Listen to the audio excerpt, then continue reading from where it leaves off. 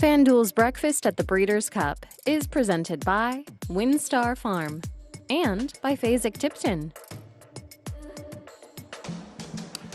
Day 6 of the Breakfast Show, and there's only one story anybody can talk about. We have breaking news on whether Sovereignty will run or not, and we start the show today from the barn of Bill Mott. It's Breakfast at the Breeders' Cup.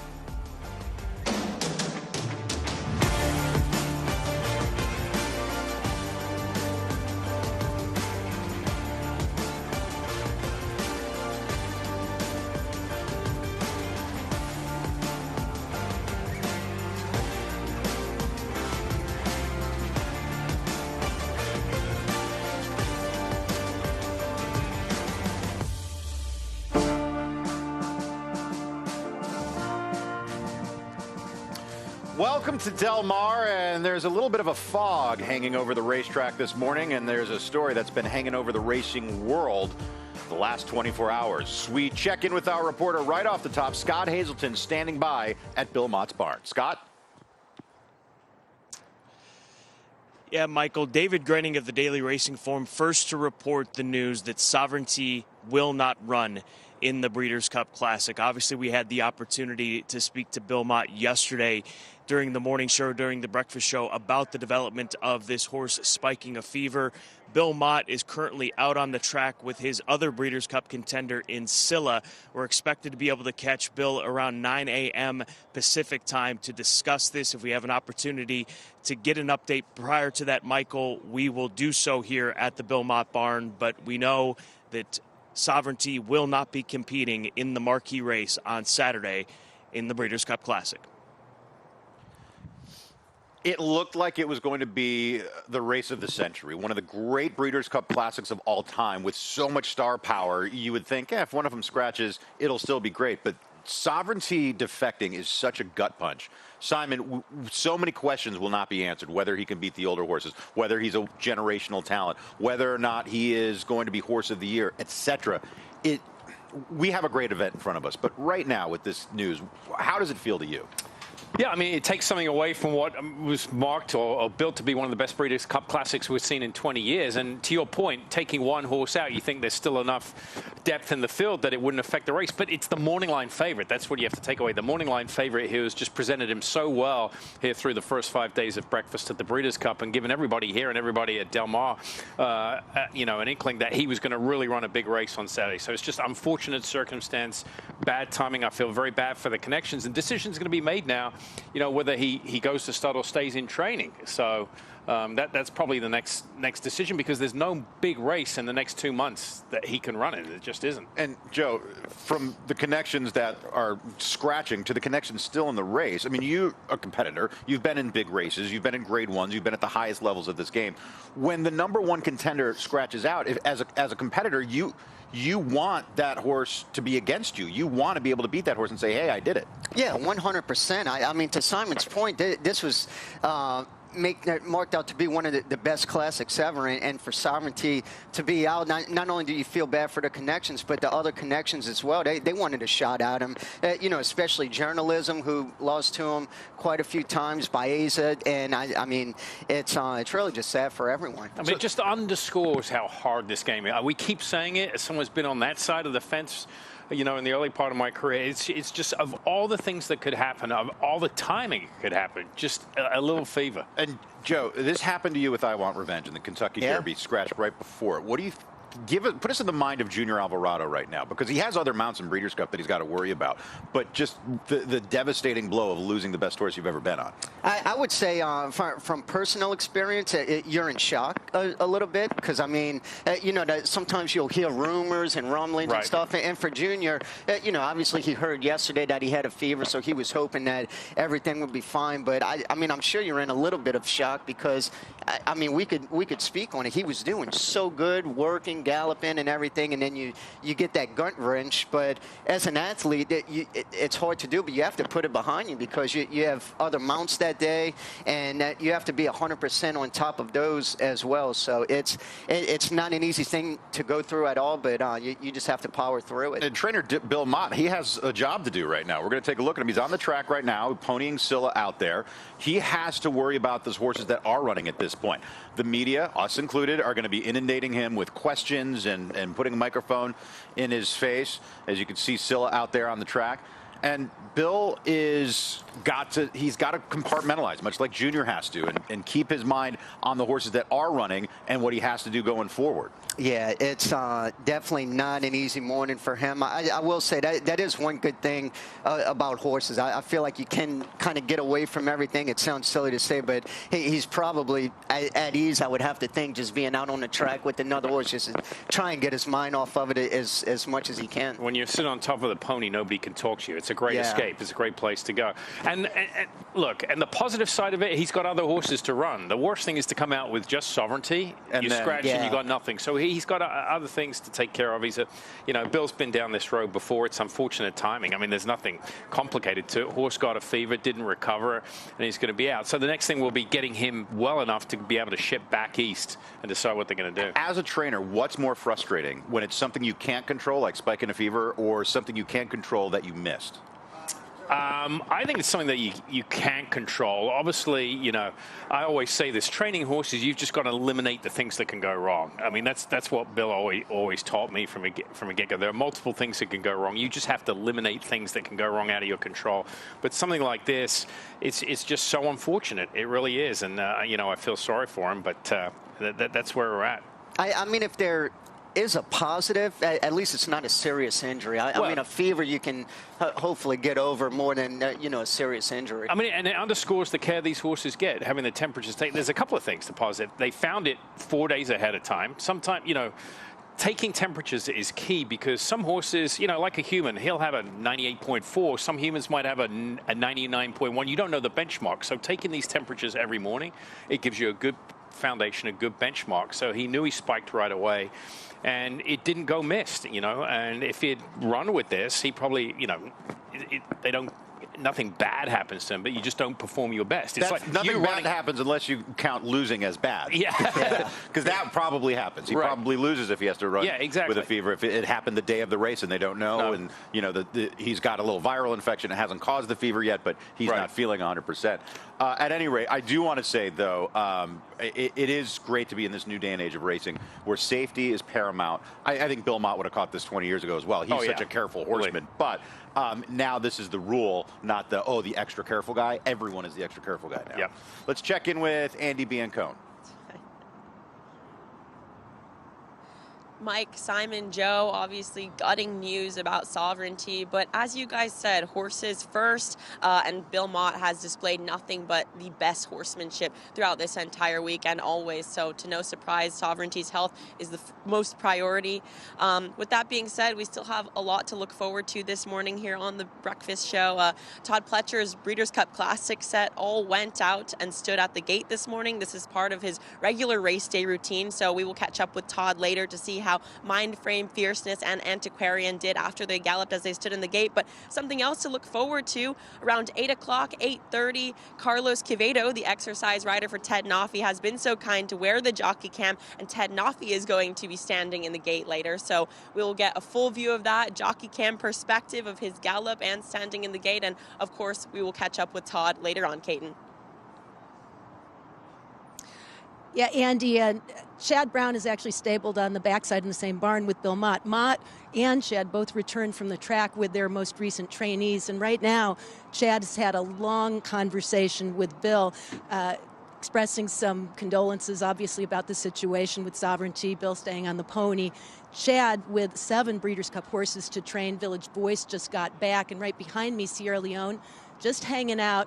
Obviously, his status, not only as defending race champ in the Classic, but also as a very good horse at the top of his division in his own right, moving up. But despite that fact that it's an easier race without Sovereignty, no question about it, everyone feeling all the same pain that the Mott camp is feeling. They looked forward to the opportunity to compete against the very best, and all the trainers knowing it can easily change so quickly heading into big races like the Breeders' Cup. Michelle, it's just a reminder of how hard it is to actually even get into the starting gate.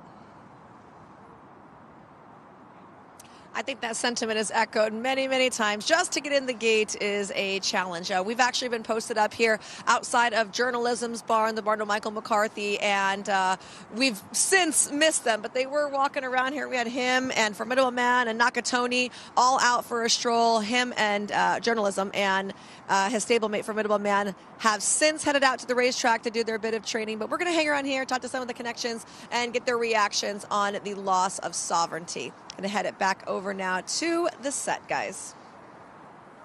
Michelle, thank you very much, and thank you, Caton and Andy, for the updates as well. We're going to talk about Sovereignty a lot because we're all trying to wrap our heads around this. I might be getting ahead of ourselves a little bit, Simon, but I know you vote for Horse of the Year on the Eclipse Awards. What does the Classic do now without Sovereignty in it? Because he was in the catbird seat for Horse of the Year. Right. He may well still be Horse of the Year, even without a appearance in the Breeders' Cup.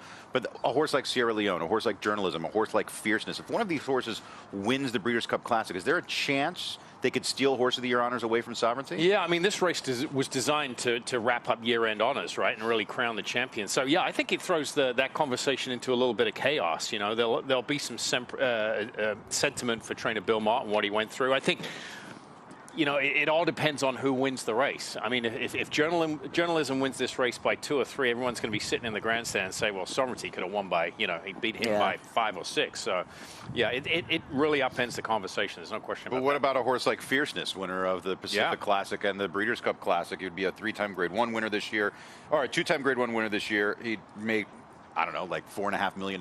Beat a Preakness winner. Beat a Preakness winner, right? You know, a horse like Sierra Leone. I mean, he's only won one other time this year, but he won the Whitney and he won the Breeders' Cup Classic. I think those are the ones. Forever Young, he's not run in the U.S., so I don't think he would get Horse of the Year honors. But it really does make you think. Right now, let's check in with Scott Hazelton as he's caught up with the Hall of Fame trainer Bill Mott.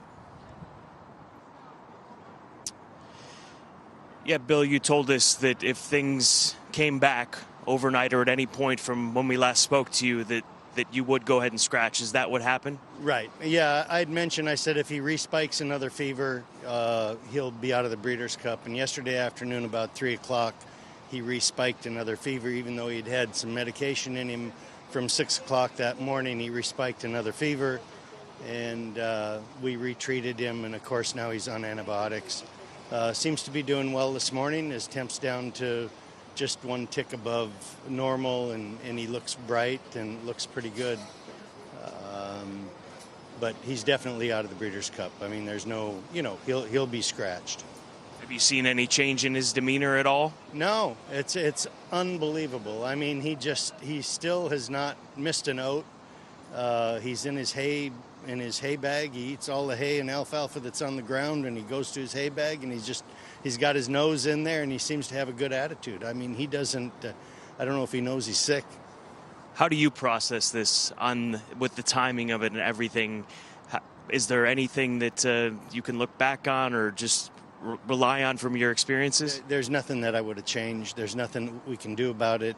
I mean, when it comes to something like this, I think it's just really bad luck. I think you've got viruses and bacteria floating around through the air, and for whatever reason, his immune system probably didn't battle it off, and you know, it's just really bad timing for us. I mean, you know, we would love to run. We'd love to showcase our horse. I know there was a lot of people that were really looking forward to seeing him run, as well as our entire team. I mean, we were very anxious and excited about the opportunity to run in probably what is, you know, shaped up to be probably one of the best, you know, Breeders' Cup Classics in some time, or arguably that way. And but we won't have that opportunity this year. You still obviously have Scylla here and getting her ready for the Breeders' Cup, but when it comes to Sovereignty in these days, and then once the Breeders' Cup wraps up, will he go back to New York? Will he go back to Kentucky? What will be the plan? It's always been the plan for him to go back through Kentucky. You know, we want to send him back there until a final decision is made on whether or not he's going to race next year or not, and that's where he'll go. I mean, right now he's scheduled to go back to Kentucky on like Monday or Tuesday. Does that require a huddle with the team at Godolphin in determining what will happen in 2026? Yes, absolutely. You've got Dan Pride, Michael Banahan, and of course in Dubai you've got Sheikh Mohammed himself, and I'm sure they'll all be, you know, putting their heads together and deciding what they're going to do. And the final word will be from Sheikh Mohammed. We appreciate the update. Unfortunate news, Bill, but you're doing right by the horse, and we carry on. Hey, thank you. Hopefully we'll be back. Thank you, Bill Mott, for being so forthright and speaking with us. Great work by Scott there. Great interview. Just such unfortunate circumstances. I have friends who are not horse racing people that have just texted me like, "Oof, this really takes something out of it." I mean, that gives you an idea of the star power that he has. Yes, he's a Derby winner, obviously the Belmont winner, but he was a horse that was crossing over into mainstream media. Yeah, and Bill gets it. He's been there. I mean, go back 30 years with Cigar, right? He understood what that did to the public long before the days of TikTok, Facebook, social media. And you referenced in the interview there, you're seeing a trainer now that he's changed so much over the years with the media, very forthright. He understands the importance of this horse. He realizes there were a lot of fans that were literally flying here just to watch Sovereignty. Just to see Sovereignty, he gets it. So he's forthright, honest, and I mean, like he said, there's nothing but bad luck, just unfortunate timing. So now we're going to look at the field. Morning line favored out. So the morning line is completely scuttled as things stand right now. As Sovereignty is out, it looks like Fierceness will be favored. Yeah, that would be my Probably. guess. But it changes things a lot. Forever Young is the third choice on the morning line, now second choice. I feel like Sierra Leone gets a ton more play now because people can zero in on last year's Classic winner, but the wagering is going to be very different than what we expected. Oh, for sure. Yeah, to your point, Sierra Leone won this race last year, and he's 8-1. And Mind Frame Journalism coming into this race really good at 10-1. I mean, as far as a betting race, I feel like you are going to get good odds, although they will change drastically. The biggest overlay on that board right now is Baeza. I was shocked when he was at 15-1. Yeah. Yeah, and the morning line. I think that he's going to run better than a 15-1 shot, especially now. My problem with Baeza, I love him. I think he's a tremendous horse. I just don't know that he punches it home. I think he's going to be bet underneath far more than he's going to be bet on top. Hey, he is improving, though. I mean, we've seen the Pennsylvania Derby, he punched it home. Yeah, that's race for sure. after race, he really is a horse that is starting to peak, and I think 1.25 miles will be good for him. Well, Sovereignty's rival, and I know the gamesmanship from Eclipse Thoroughbreds and Don Alberto Stable and all the owners of journalism and Michael McCarthy. They didn't want to see Sovereignty scratch. They wanted to get the best of him. It might seem like good fortune as we see journalism in the gate as we speak. This is a live look. It might be good fortune in the minds of some people that they don't have to face Sovereignty again, but you know they wanted to beat him. Oh, for sure. They definitely wanted a crack at him. Sovereignty obviously beat him in the Kentucky Derby, so they wanted another crack at him, so we will just have to wait. As we get a good look at him, he looks like $1 million. He's always been easy on the eyes. He's always carried himself brilliantly in the morning, whether he's just in a little bit of a jog like that or whether he's blowing out into a work or a little gallop, as we'll see here. He looks like an absolute tank with his neck bowed right there. And it's just so cool to see him doing the breakfast show, watching him work and gallop. He looks so good, but I mean, it's crazy to say he looks even better now. He does. I mean, he looks tremendous. And obviously he's going to be a little more aggressive going to the gate. This just gets in his mind, you know, what the work's all about. But look at him there. Got that cross noseband on, figure 8 noseband just to keep his mouth shut. I'm so excited to see the tactics of journalism with Jose Ortiz being aboard, just to see if they are going to try and keep him closer or not, because we touched on that a little bit earlier on with horses. Some horses that like to lay back, if you try and keep them close, sometimes it takes away from their kick, right. And other times on the opposite side, they still have that kick. So it is going to be interesting tactics-wise. I mean, I don't know what the plan is with journalism, but you would think making that rider change, that there's something they wanted to do different. And it has to, the only thing I can imagine is having him laying a little closer, to your point. But I mean, how aggressive are they going to be out of the gate? I think it's something to watch on Saturday as the horse comes out of the gate. That's what I'm excited to see. Does Jose get down and just shove him hard for a couple of 100 yards and then maybe put him in the race? Or does he try and the horse won't, you know, place himself more forward and just have to sit and suffer and get the same sort of trips he's been having, which have been, the results have been okay. Yeah. But right here, this guy, this is exactly what you want to see right before a big race. His energy is so good. Yep. And especially to Mike's point, or to your point, out the gate, they are going to be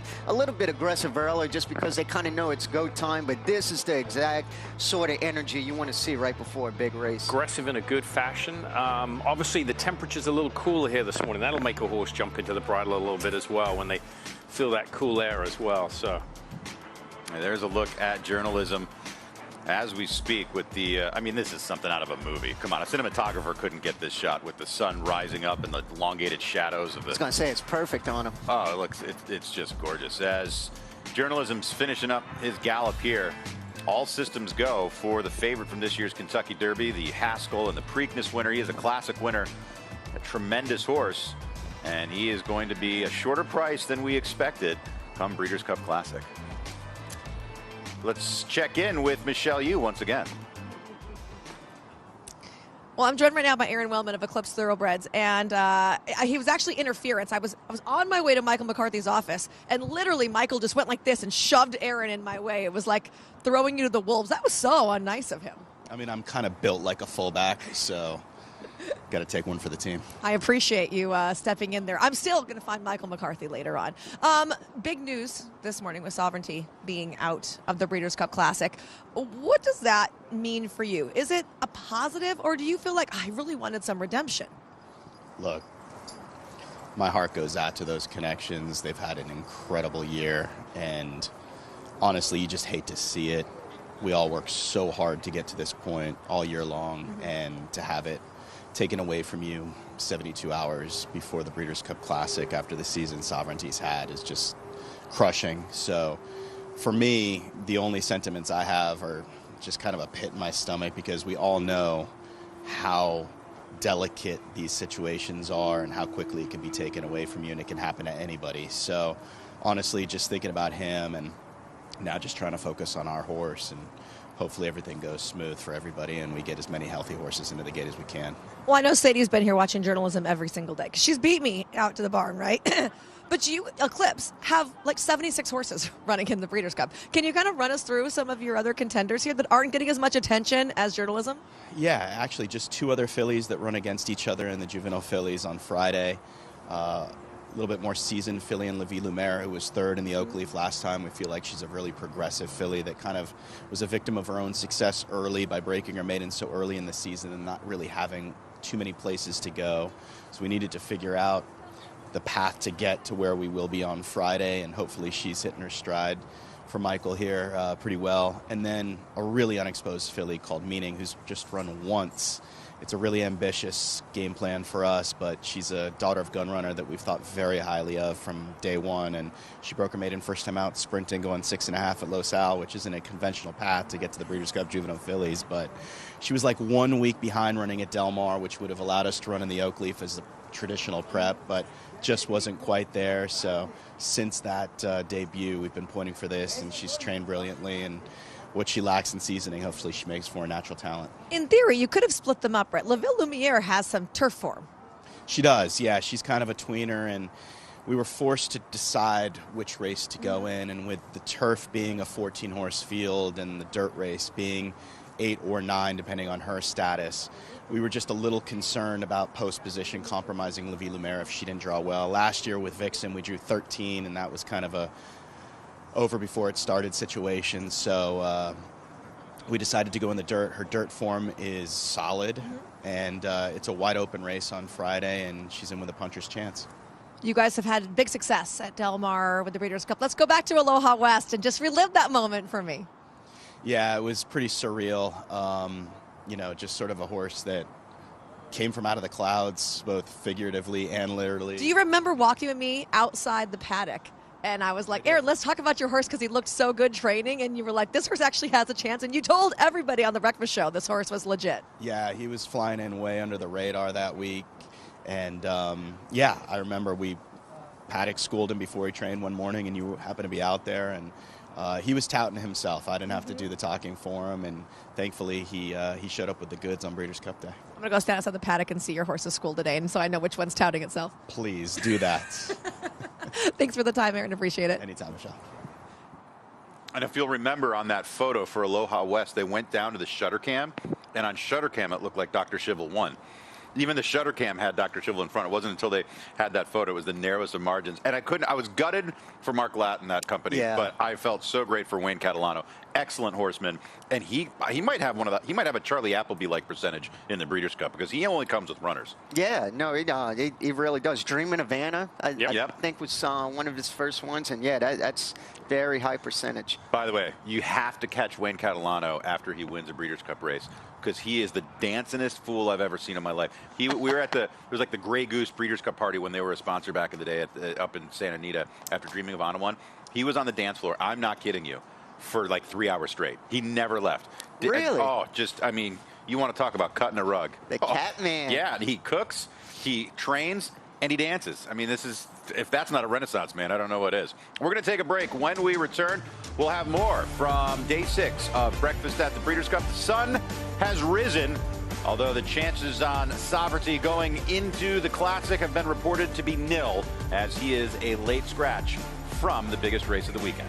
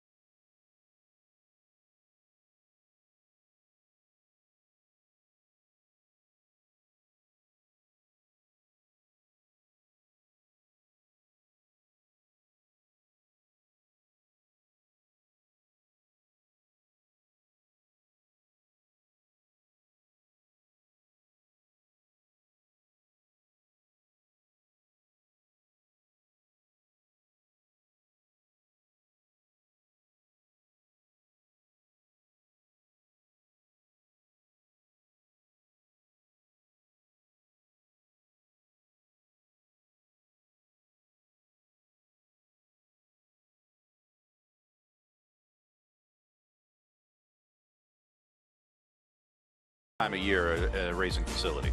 Yes, it is. And breakfast, too.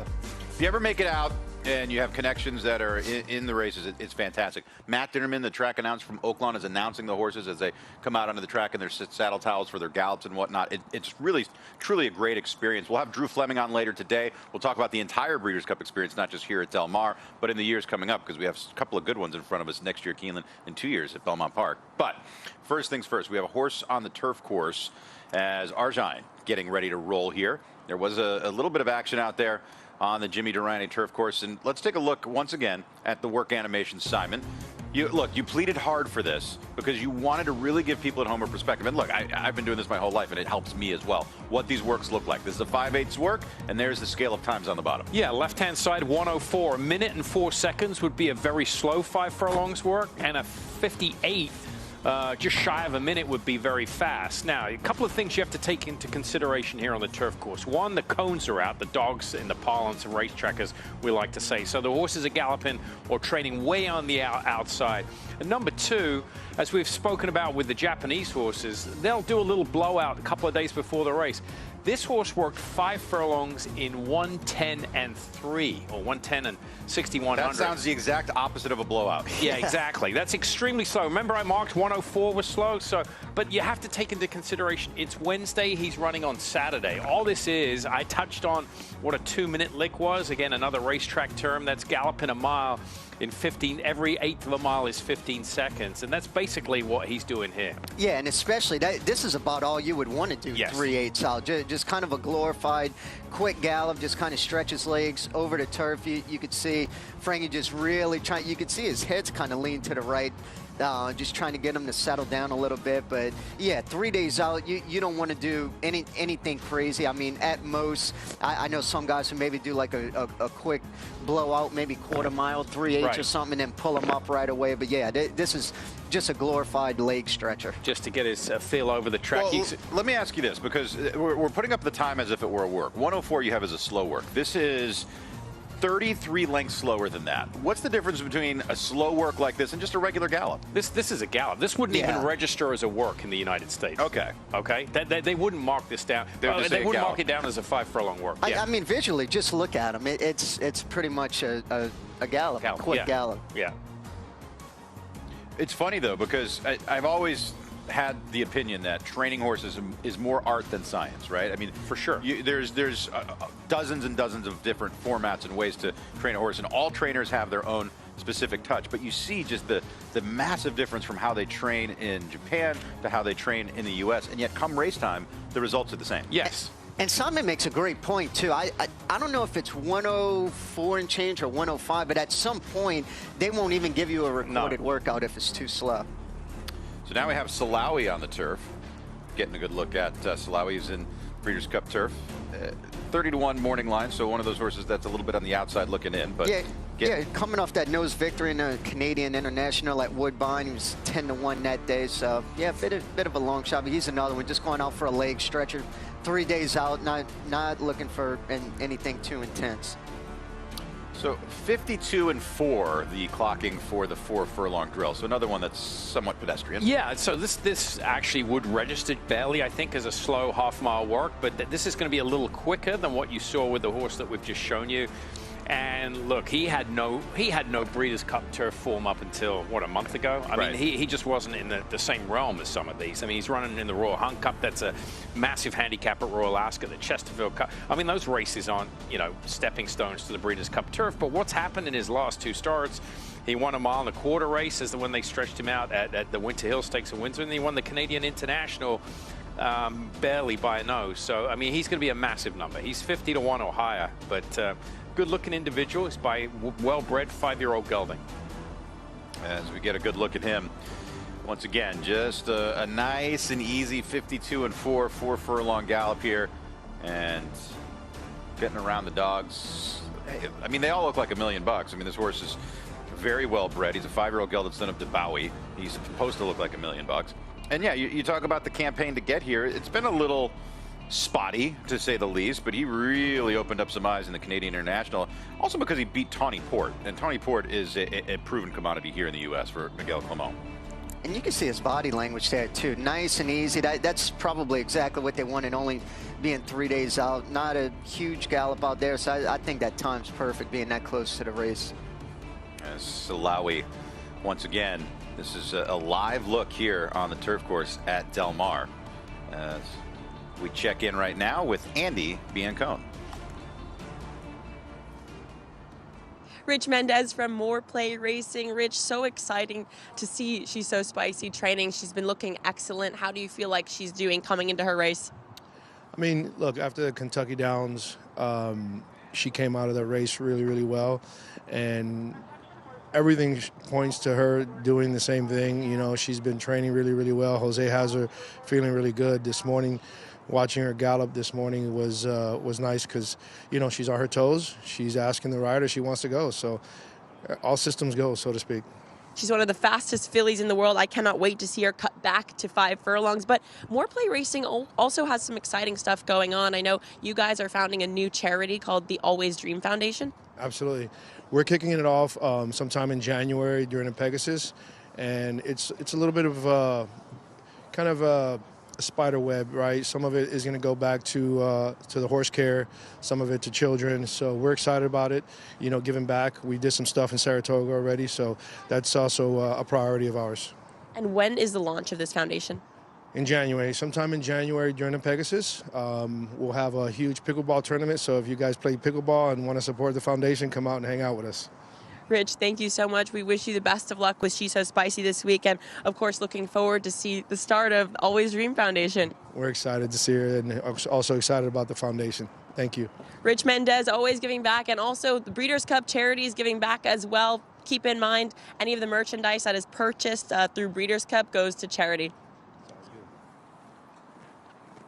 Scott Hazelton can't wait for the pickleball tournament. Did you? I mean, he must have been skipping around when he heard that. I bet. Scott can play, too. I think he's a lot. I think he's better than you. Are we bragging about pickleball skills? Yeah. I think he's ranked to 3, if you know what that means. Yeah. I don't. Yeah, he went all in on the pickleball. At any rate, thank you so much. It was a great interview there as we continue here from breakfast at the Breeders' Cup. And here is She's So Spicy. We were just talking about it. Let's take a look at her. This is from earlier today as She's So Spicy made her way out onto the racetrack.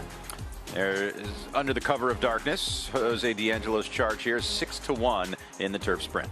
Yeah, she's sharp right now, coming off that win at Kentucky Downs, and she's quick, too. She's definitely going to have to be out the starting gate, drawing that 10 post, going 5/8. Right? We talked about the turn comes up pretty quick, so she's definitely going to have to use that speed to her advantage and try and get over it and not be too wide.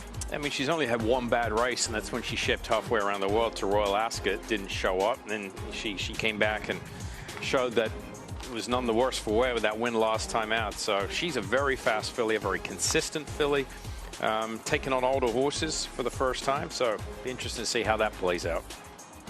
She's So Spicy earlier today on the racetrack. So right now we are about half an hour into the show. We've already had breaking news on Sovereignty. We've gotten a good look at a couple other contenders, checked in with some owners. I think we're done. See you guys later. All right, we're out. Kidding. We're not out. Let's take a quick look at that breakfast marquee. They are preparing your egg whites and caviar. The avocado toast was to die for, but the baristas they brought in are tremendously talented. Can't wait for an omelet after. That marquee, though, this time of year, it is a who's who of racing. It is wild. You walk up there, you can see anybody from the people from Coolmore to the trainers from the East Coast to those trainers that have that one-time chance in a lifetime, one horse to bring them there. And look at that backdrop. That shot, yeah. That view never gets old. It's old, no. You see the waves crashing up on the shore there? Somebody on the website formerly known as Twitter said the Breeders' Cup should never be at Del Mar. You, my friend, are what we refer to in the industry as being wrong. That is just the most gorgeous setting.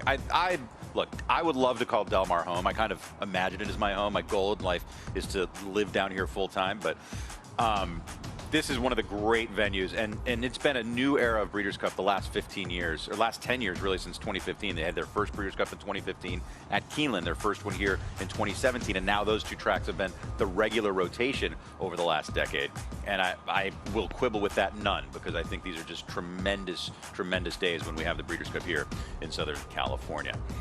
Let's check in with Kate and Bradar. With Kenny McPeek, whose Blackout Time and Mystic Dan were early birds, out already. How is everything going? Easy peasy. I mean, both horses doing super. We let them jump away from the pole kind of quick this morning, especially Mystic Dan, because that dirt mile's a little tricky going into the first turn, and then Blackout Time the same. But tomorrow we'll go a little bit lighter with them, maybe just 1 and 1. But both horses are doing super. I mean, couldn't be more excited. For the benefit of those who might not understand, when you say away from the pole a little quicker, what exactly does that mean? Well, so you can start a horse off slowly and light gallop, and then pick it up as it goes. But in the case of both these races, I think positioning is going to be a big deal, especially with Mystic Dan, because the Breeders' Cup Dirt Mile is a one-turn, tricky into the first turn. And fortunately, we drew inside, or 4. But if you dawdle away from the gate, you can get in a bad spot. And I do think the Dirt Mile's a race that you're going to have the trip, and timing's everything. But just wanted to reiterate to both colts that, hey, leave there. So that's what Danny did this morning.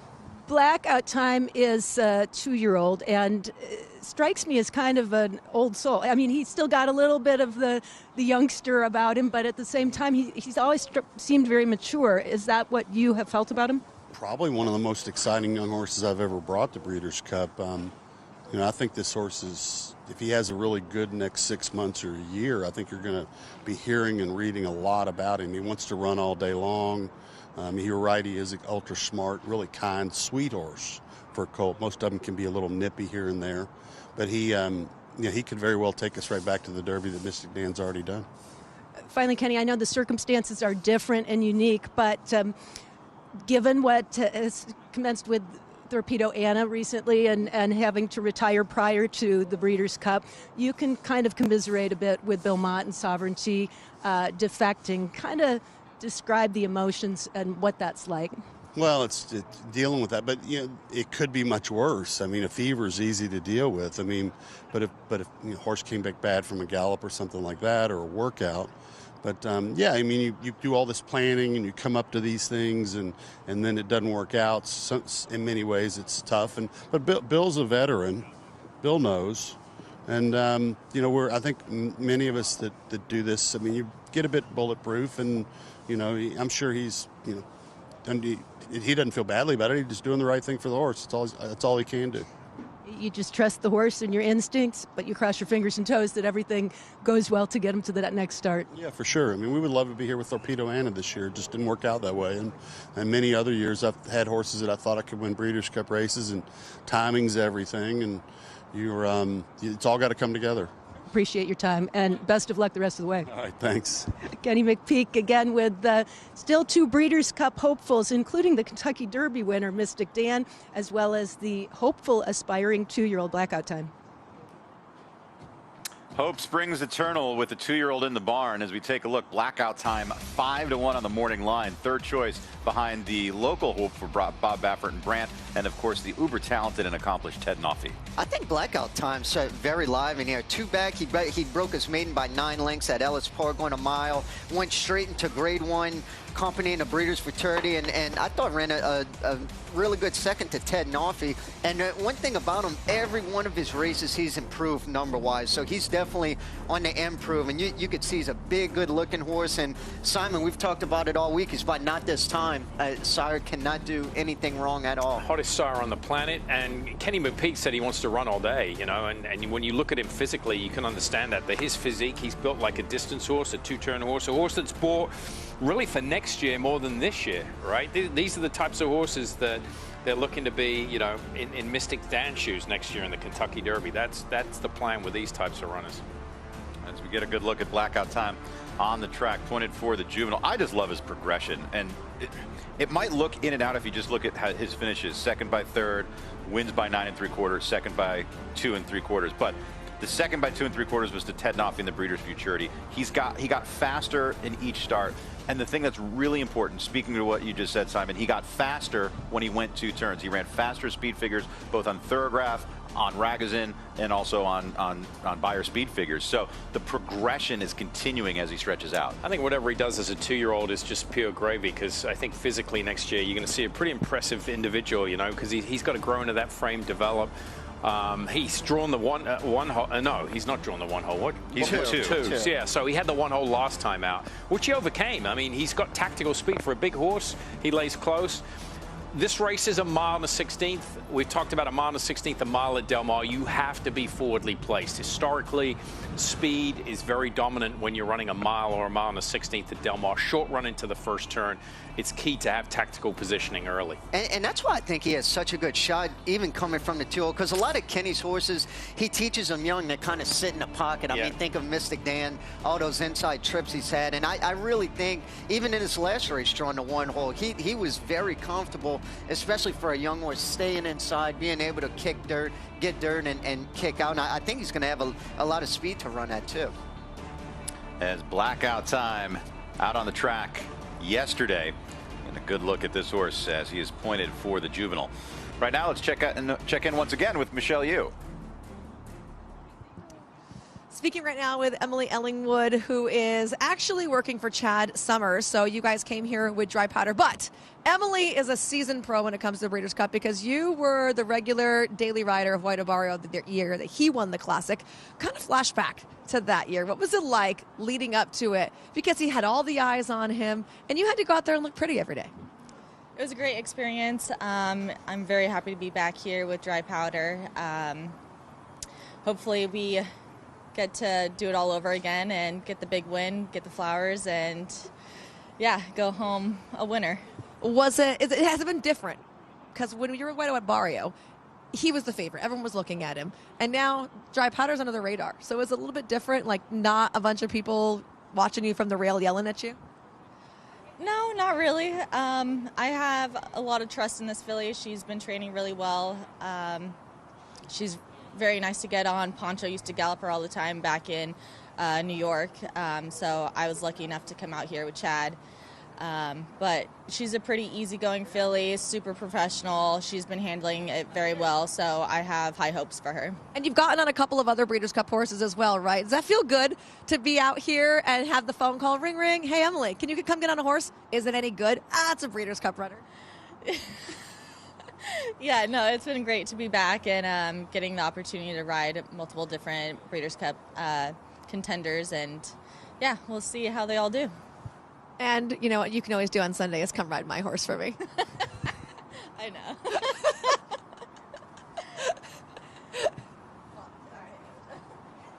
I mean, what a moment. That's two horse girls in the environment they love, doing what they love. That is fantastic. David Aragona, one of the best morning line odds makers in the country, has already reset the morning line with the defection of Sovereignty. And this is what it looks like now. The morning line favorite, Fierceness, at 5-2. Forever Young, Sierra Leone, 7-2. They are the co-second choices. Journalism, 5-1. Mindframe, 6-1. Antiquarian, 10-1. Baeza, 10-1. And then Nevada Beach, contrary thinking, the longer prices. Yeah, they sure did contract quite a bit after Sovereignty scratch, but still Baeza 10-1. We were talking about him being 15-1 earlier, but your morning line favorite is now Fierceness from that one hole. Definitely has to contend with that. Yep, and a couple of co-second choices for Forever Young, Sierra Leone, and Mindframe right there at 6-1. We're going to take a break. Out on the turf course, putting the final touches. Let's see. They got their measuring tape. They got their book. They're going to figure out where the temp rail goes. Turf course is in great shape, obviously, after a couple of months of growing without being galloped over. Yoshida Yahagi, man. We need to get those. Best drip in racing. I need one of those. Last year, Jack was 150. I think he's going to charge me more this year. Over under 175, 200 plus tariffs. That'll be 275. We'll be back.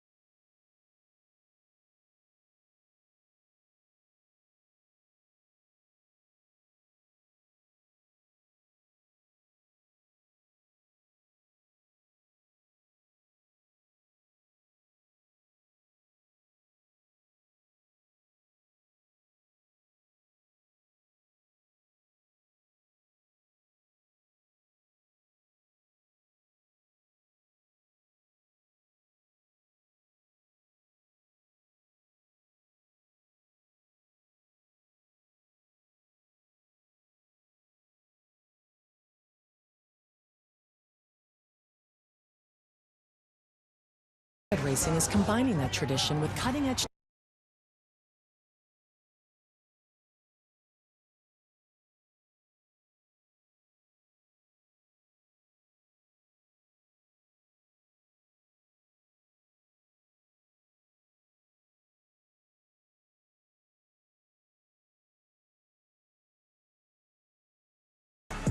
Sierra Leone has circled up on the outside to take the lead. Fierceness battles on second. Newgate behind them. Forever Young on the far outside. Sierra Leone. Fierceness digs in. Newgate. Forever Young. Sierra Leone close to home. Sierra Leone does it in the Breeders' Cup Classic. Sierra Leone coming up with the victory in last year's Breeders' Cup Classic, and in similar fashion as far as the timing of his races is returning to the Classic with a little bit of freshening and again going in slightly under the radar. Now Sierra Leone is walking behind me right now under tack. He's all tacked up with his exercise rider on board and has been circling. We expect him to actually come out to the racetrack as soon as it reopens from the renovation break. Chad Brown with 7 runners in this year's Breeders' Cup, but probably none having the reputation of Sierra Leone, who just passed behind me. Amazing to see his size and stature after a long and successful campaign last year. Again, this year, maybe a little bit more brief type of campaign, but he is entering it in similar fashion as far as the spacing of his most recent race. I would say he's had a bit of a tougher run in some circumstances, including some mishaps along the way, always showing up, but perhaps a bit unlucky in several instances. Still, Chad has been very, very bullish about the way he's been training coming into this year's Breeders' Cup race, and we're eager to see him out on the track in just a couple minutes. We'll be following him out there and then following up with Chad after the work is done. First of all, Caden could not have timed those. Anyway, she's talking about Sierra Leone. He's walking behind her, talking about Chad. Walks right by. That was brilliant. Also, Sierra Leone. Now we have to look at his chances of winning the Classic with the absence of sovereignty. How does the scratch of the favorite affect this horse?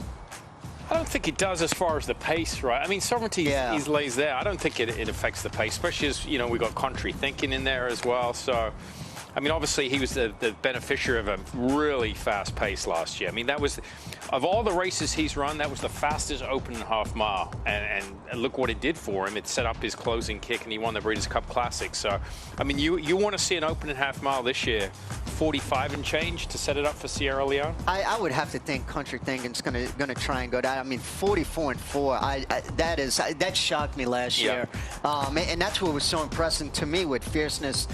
Holding on for second, honestly, to be able to lay that close on such a quick half mile, going 1.25 miles and still hang around. I mean, how often do you see horses lay close to that and they pretty much finish, what, 7th, 8th, or 9th out? He ran the best race, I would imagine, from a visual standpoint. I mean, look, we're touching on times and explaining it. 44-4, they will run the Breeders' Cup Sprint, the opening half mile of that race. Yes. And they did that in the Breeders' Cup Classic this year. The mark of a true racehorse is speed and stamina, right? You want horses that have speed and go a long way, and that's the case with Fierceness. So he's the legitimate favorite now with the absence of sovereignty. Time for us to take a break. There's a look at Papa Mandela, the Hall of Famer. Chock full of Hall of Famers trackside today. 9-time Breeders' Cup winner. Don't forget Mano Mandela, what a day, when he won 4 of the 7 Breeders' Cup races at Santa Anita. We'll have more on The Breakfast Show after this.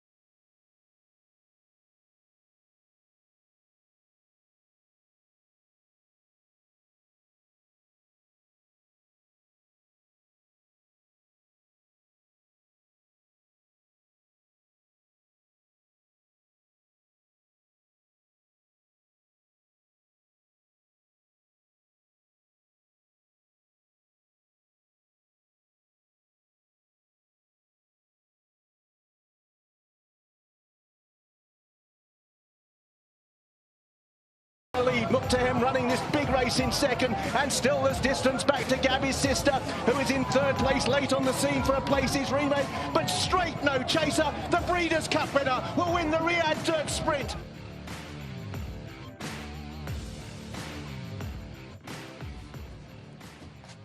It's not every day you get to catch up with one of the fastest horses in the world. Feels like just yesterday, Straight No Chaser gave the FanDuel TV team one of the best experiences ever, watching Christina and Dan Blacker win the Breeders' Cup Sprint with this guy right here. But they hope to repeat this year. The whole team so far very happy with post position 12. Straight No Chaser has that outside speed and obviously is an aggressive horse, so him being to the outside will be able to help him relax and settle during the race. But spoke to his exercise rider and work rider, Juan Landeros. He said he galloped this morning beautifully, shipped into Del Mar just a couple days ago, but as he is a more aggressive horse, it suits him better to train early. So they take him out first thing every day. He's got a fresh track. He's out of his stall early. Oh, he's going to do a big stretch for us right now. Wow. Yoga with Straight No Chaser. Certainly a ham. He loves the attention, but he was just taking a little bit of a nap as we approached his stall, and he came right up to say hi. So a really friendly guy, a really feel-good guy, and, of course, a really fast guy.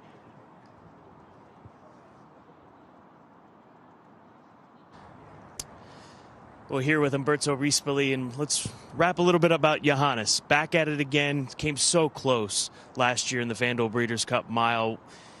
Anything that you could have done differently in last year's edition, looking back on it a year removed?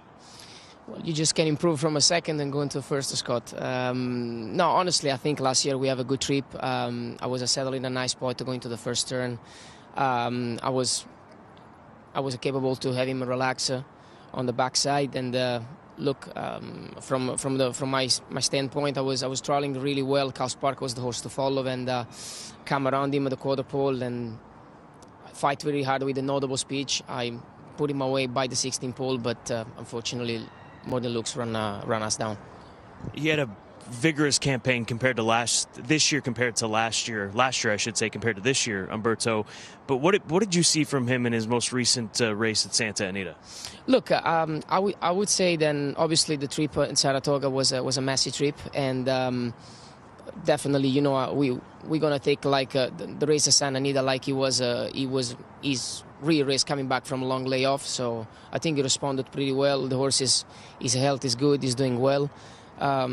Team is very confident, so I trust him. He has the horse on the highs all year around. So, of course, I think it's probably toughest Breeders' Cup than last year, even in terms of, not only in terms of quality, but even in terms of pace and stuff like that. It's full field, so see what happens. When you say in terms of pace, is there more speed in this race compared to last year, in your opinion? I mean, really on papers, there is no real front-runner horse. Probably the Lion Winter is going to be the one that then is going to go to the lead. But, you know, sometimes when everybody thinks there is no speed, there's going to be speed. So, look, we need to look after our horse. I need to break him out of the gate. I don't need to put him in a good position, try to find a good spot, and we go from there again. You've clearly analyzed this race quite a bit. How much more analyzing will go into it between now and Saturday for you? Look, I mean, it's all about if any horses, you know, would be out of the race or if something happened. But since that, I don't think there's much thing to overthinking. You know, you just go out there, you ride the horse, you feel confidence with him, and you can't look after another 13 horses in the race. You know, you just want to try to put him in a good spot. And if he would be good enough like last year, I think he has a big chances to win the cup, the mile, sorry. Good luck this week, Umberto. Thank you, Scott. Here at Del Mar, the heavens have opened, and by the choirs of angels singing, the Almighty has delivered to us. Is that you, Richie? Hey, Richie Prasad. And this is a man, I know our U.S. audience sees him once a year around Breeders' Cup, but this is a man who has interviewed Djokovic at center court at Wimbledon. He's interviewed Tiger Woods at the Masters, and now he gets to sit next to Simon Bray, which is the highlight of his broadcasting career. I feel like I'm with Djokovic and Tiger Woods right now. Hey, man, I'm the Tiger Woods of hosting Breeders' Cup breakfast shows.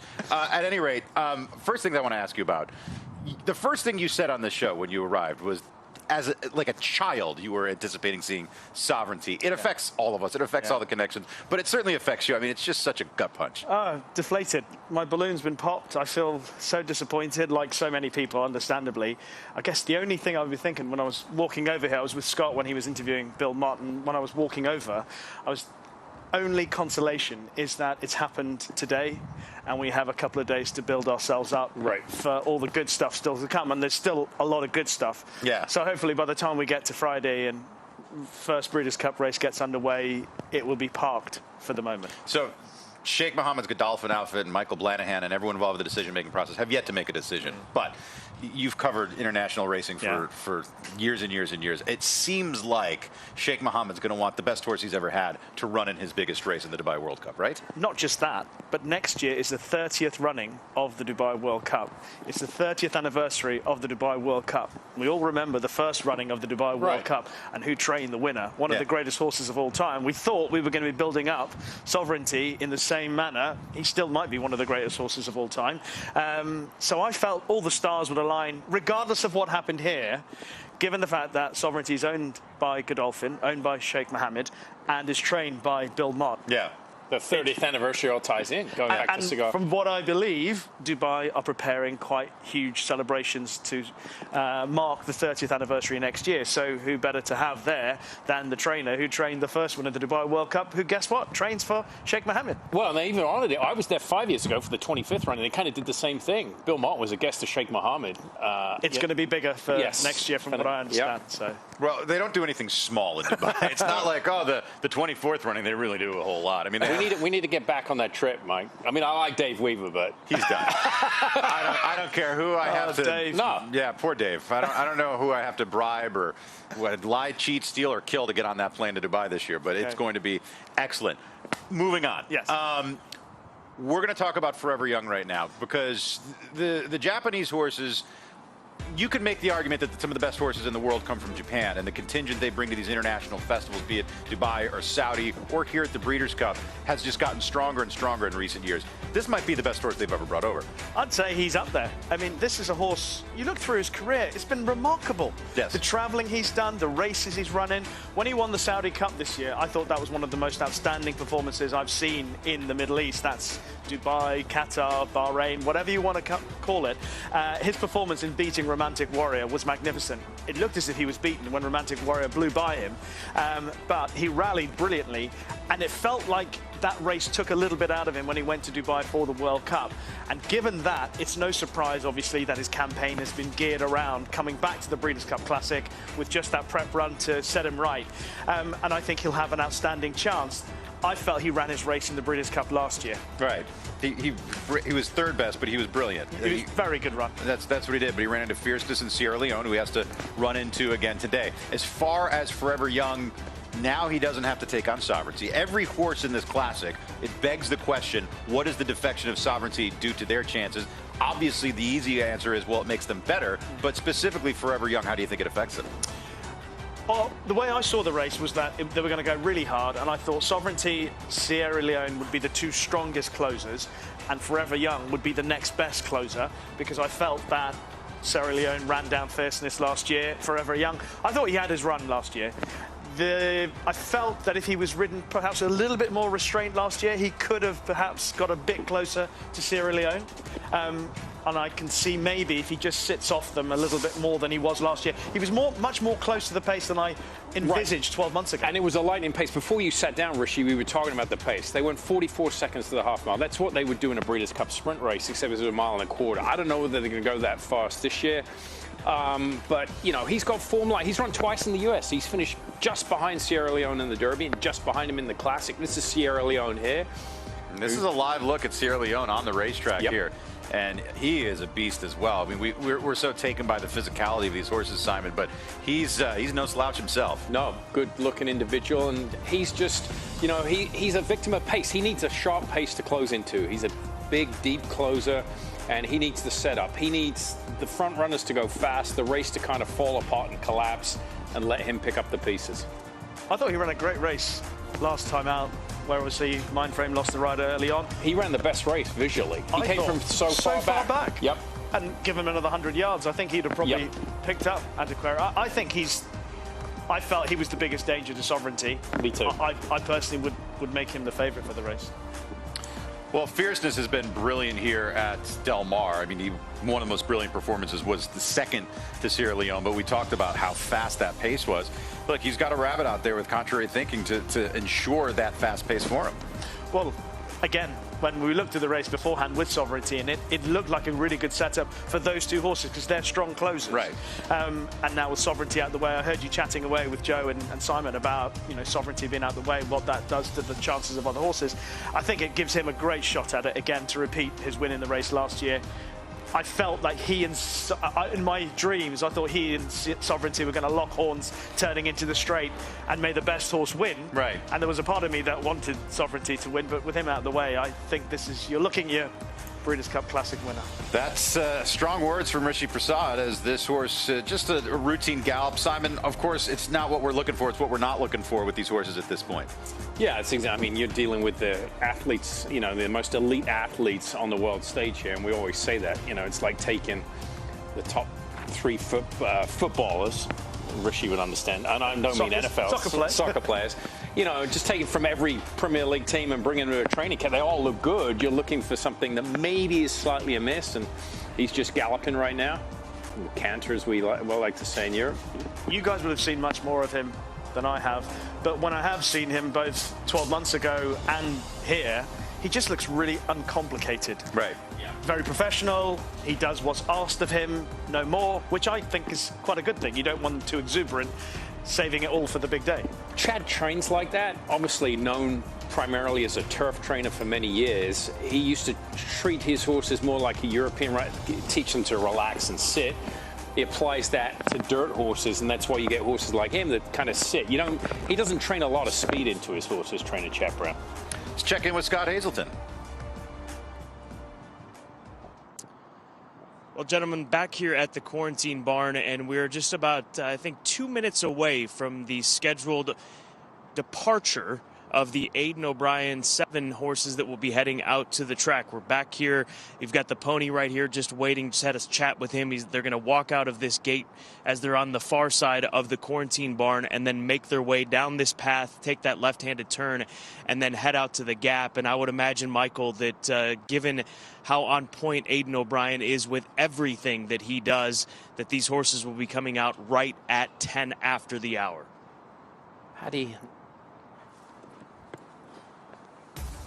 Thank you, Scott. As we take a look at Goliath out there with the string halt, and Richie, we've seen that stride. This is a much better shot than what we got yesterday, but it's just how he walks. It's a condition called string halt. We had a great explanation yesterday from Simon Bray. It really doesn't affect anything once they get into it, except for it makes them walk a little funny. Yeah, I'll explain it one more. Just, you know, if you're joining us for the first time, it looks very odd, right? I mean, basically, this horse is goose-stepping with the left hind foot. And basically, string halt, it's very rare in all breeds of horses. It's a well-documented neurological condition. There's no pain or discomfort. And it's not very common in racehorses. It affects the nerve signals to the muscles, and there's no pain involved. And the faster the gait, it disappears. So when this horse starts trotting or galloping or cantering, you won't see any of these characteristics exhibited. So you know, this horse has been traveled all over the world, had success, so it's nothing to worry about. Well, he won the King George last year at Ascot, and you look at the form of that win in the King George in 2024, it's as good as anything in the race. He beat Blue Stocking, who won the Arc. He beat Rebels Romance, who of course is one of the big players, the big stars on Saturday. And even further behind, he had some smart horses like Auguste Rodin. So on his very best form, he would have a huge chance. But I think it's fair to say 2025 has not, even though he's won a Group 1 in Germany, it has not been the best Goliath that we've seen this year. But his trainer, Francis-Henri Graffard, has had the most outstanding season and established himself amongst the elite trainers internationally, and probably upsides Monsieur Fabre in terms of where he stands in France. Even if we haven't seen the best version of Goliath thus far in 2025, could we get the best version of him come Breeders' Cup? I don't, in my heart of hearts, I don't think he has shown anything through his form this year that suggests that he's the horse who won the King George last year. Gotcha. If he does, it means that he has somehow, between his run in Germany and the other runs that he's produced this season and getting here, Francis Graffard has found something in the last couple of weeks to get him there. Correct me if I'm wrong. I mean, German Grade 1, when you start ranking the Grade 1s in Europe, they wouldn't be up there with the English, French Grade 1 races, correct? No, you'd say England, France, Ireland, and then Germany. Italy. If we're being entirely honest, yeah. I mean, there are horses that obviously have progressed through Grade 1 races. I mean, Alpinista won the Arc last year after winning 3 Group 1s in Germany the year before.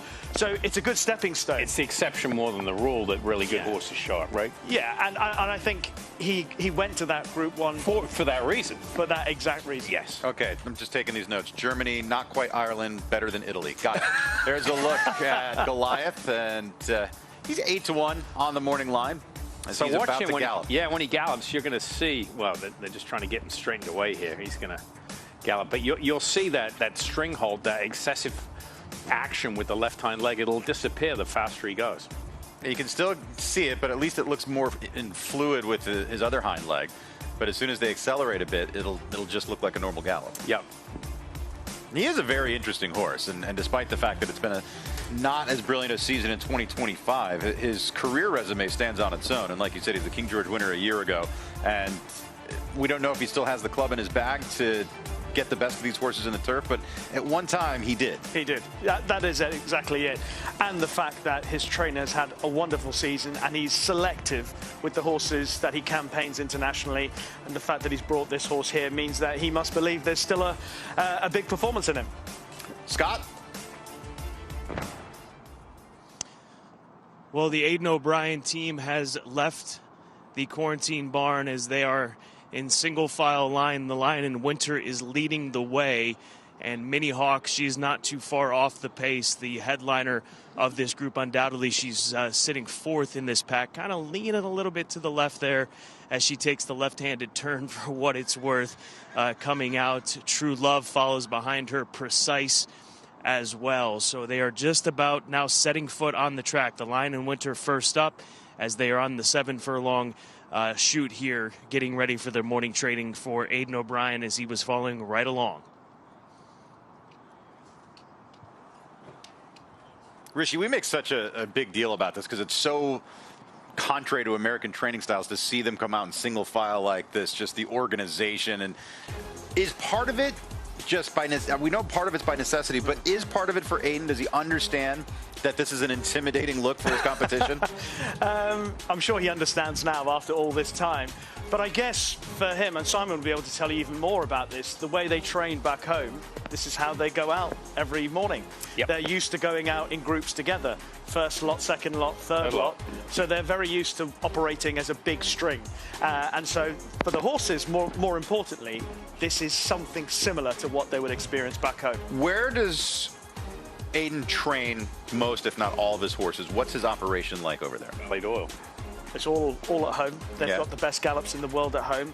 Occasionally, when they are having to go to somewhere unusual, they will try and recreate as much of that racetrack and the certain characteristics of that racetrack that they can, whether it's a bend. And you know, there's always been chat about how Aiden's so successful at Epsom, and they've recreated parts of the challenge of Epsom at Ballydoyle because that's the power, the finance that they have, that they can do things like that, which is why their horses are always so well prepared. You think of the hundreds of horses, thousands of horses that Aiden's brought to the Breeders' Cup, and he's travelled all over the world. I can't think of a horse that he's brought that has struggled to cope with temperament. You know, actually the Lion in Winter, who he would be perhaps the most uneasy of all the horses here because he can get very warm before his races. He sweats and looks like he worries. That's a very unusual thing when it comes to, he stands out because the rest of them are also at ease with what they're asked to do. It's a tremendous facility. I mean, for years, I know back when I was working in Newmarket, they mocked up an American left-hand turn at Ballydoyle, you know, before they came, like back in the Johannesburg days. Are there any other facilities in the world that you would compare to Ballydoyle? I can't think of many here in the U.S., but the breadth of it. Well, Charlie Appleby's stable at Moulton Paddocks in Newmarket is pretty impressive. Again, their own gallops.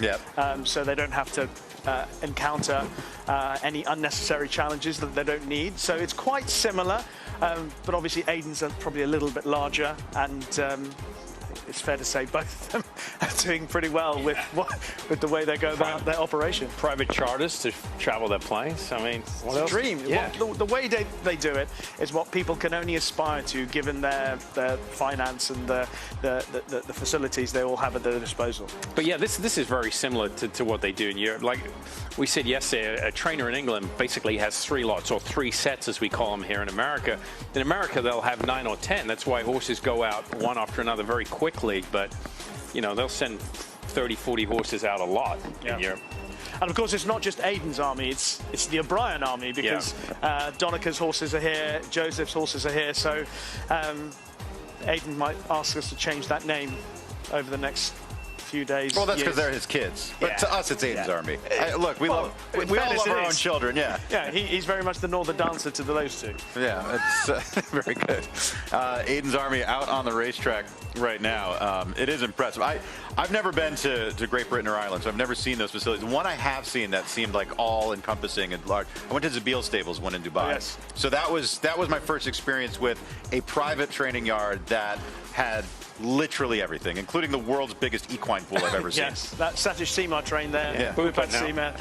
They've closed that down, sadly. Oh, that's terrible. Bhupat has had to move to a different location in Dubai. But I remember going there. It was amazing, actually. Right. Very quick story. I went there, was it 2 years ago, just before it did close down, to see what it was like and to interview Bhupat Seymour about his eventual Dubai World Cup winner.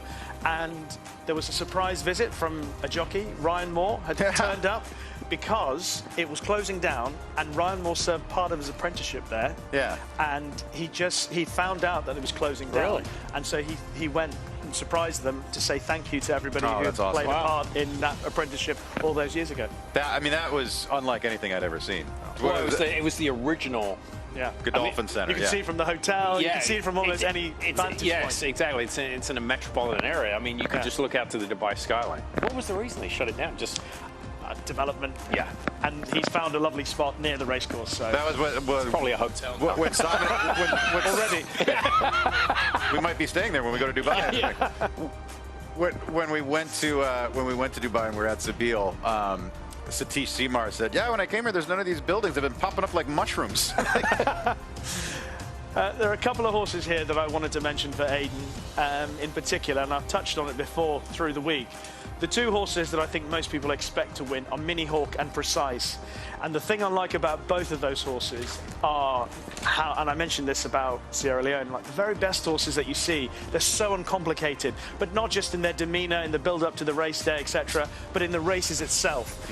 Precise has got an awkward draw on the outside of the field in her race in the juvenile filly turf. But I don't think it'll bother her at all because she's so easy to handle through the race. She travels comfortably. She doesn't race keen. She's not ranked through the early part of the race. Schnard might be an issue for him, the way he did that at Newmarket in the Dewhurst Stakes. And then Mini Hawk, everything she does in her races, she does quite comfortably. Again, she's generous when asked to go about her race and on her in the arc. And some people, and I'm not sure that this was actually a valid reason, some people suggested that if Ryan had ridden her, she might not have got beat because he knew her better. Because she quickened up and she put some distance between herself and the rest of the horses, and then Darius has just come and nailed her on the line. And I think if you look back at it, some people say, well, if Christopher waited a little bit longer, but I think this will be an opportunity for him to put it right. I'm sure he's got that now under his belt, and he'll deliver her to Let me ask you this. What was the decision to go in the turf rather than filly and mare turf? And I know at most venues of the Breeders' Cup, it's a distance thing, like the 1.5 miles of the turf to 1.25 miles at the filly and mare turf. Here in Del Mar, there's not much difference. 1 mile and 3/8 compared to 1.5 miles. Do they just want to take on the bigger prize? I think partly, I agree with that they do want the bigger prize, because I think in their mind, and if you look at the form of the Arc in particular, where she took her form to another level, it's miles better than anything else in the race. Right. You know, even Rebel's Romance. She started favourite for the Arc that day on a valid point because she'd been so brilliant through her 3-year-old career, and she had more to come. That's the feeling she gave, and she gave more because her and Darius finished miles clear of everything else. If Rebel's Romance had gone for the same race and he's her biggest danger, he would have been a double-figure prize. Not disrespectful to Rebel's Romance, but he wouldn't have been single-figure prize for that race. And she was the favourite. So that's the gap that he's got to close as a 7-year-old on an outstanding filly line. So I think they think to themselves, both races, she would she would win. Right. And here's the bigger prize. Right. And also, I think the point about the extra furlong is a significant one, because she stayed really strongly when she won the Oaks at Epsom. She beat a stable companion well. She stayed really strongly when she won the Yorkshire Oaks. She was going away at the end. She got run down by Darragh in the arc, but I still think that she's by miles the best. Plus, he can win the filly mare with Bedtime Story. He can win with two. Right. Yeah. Michelle?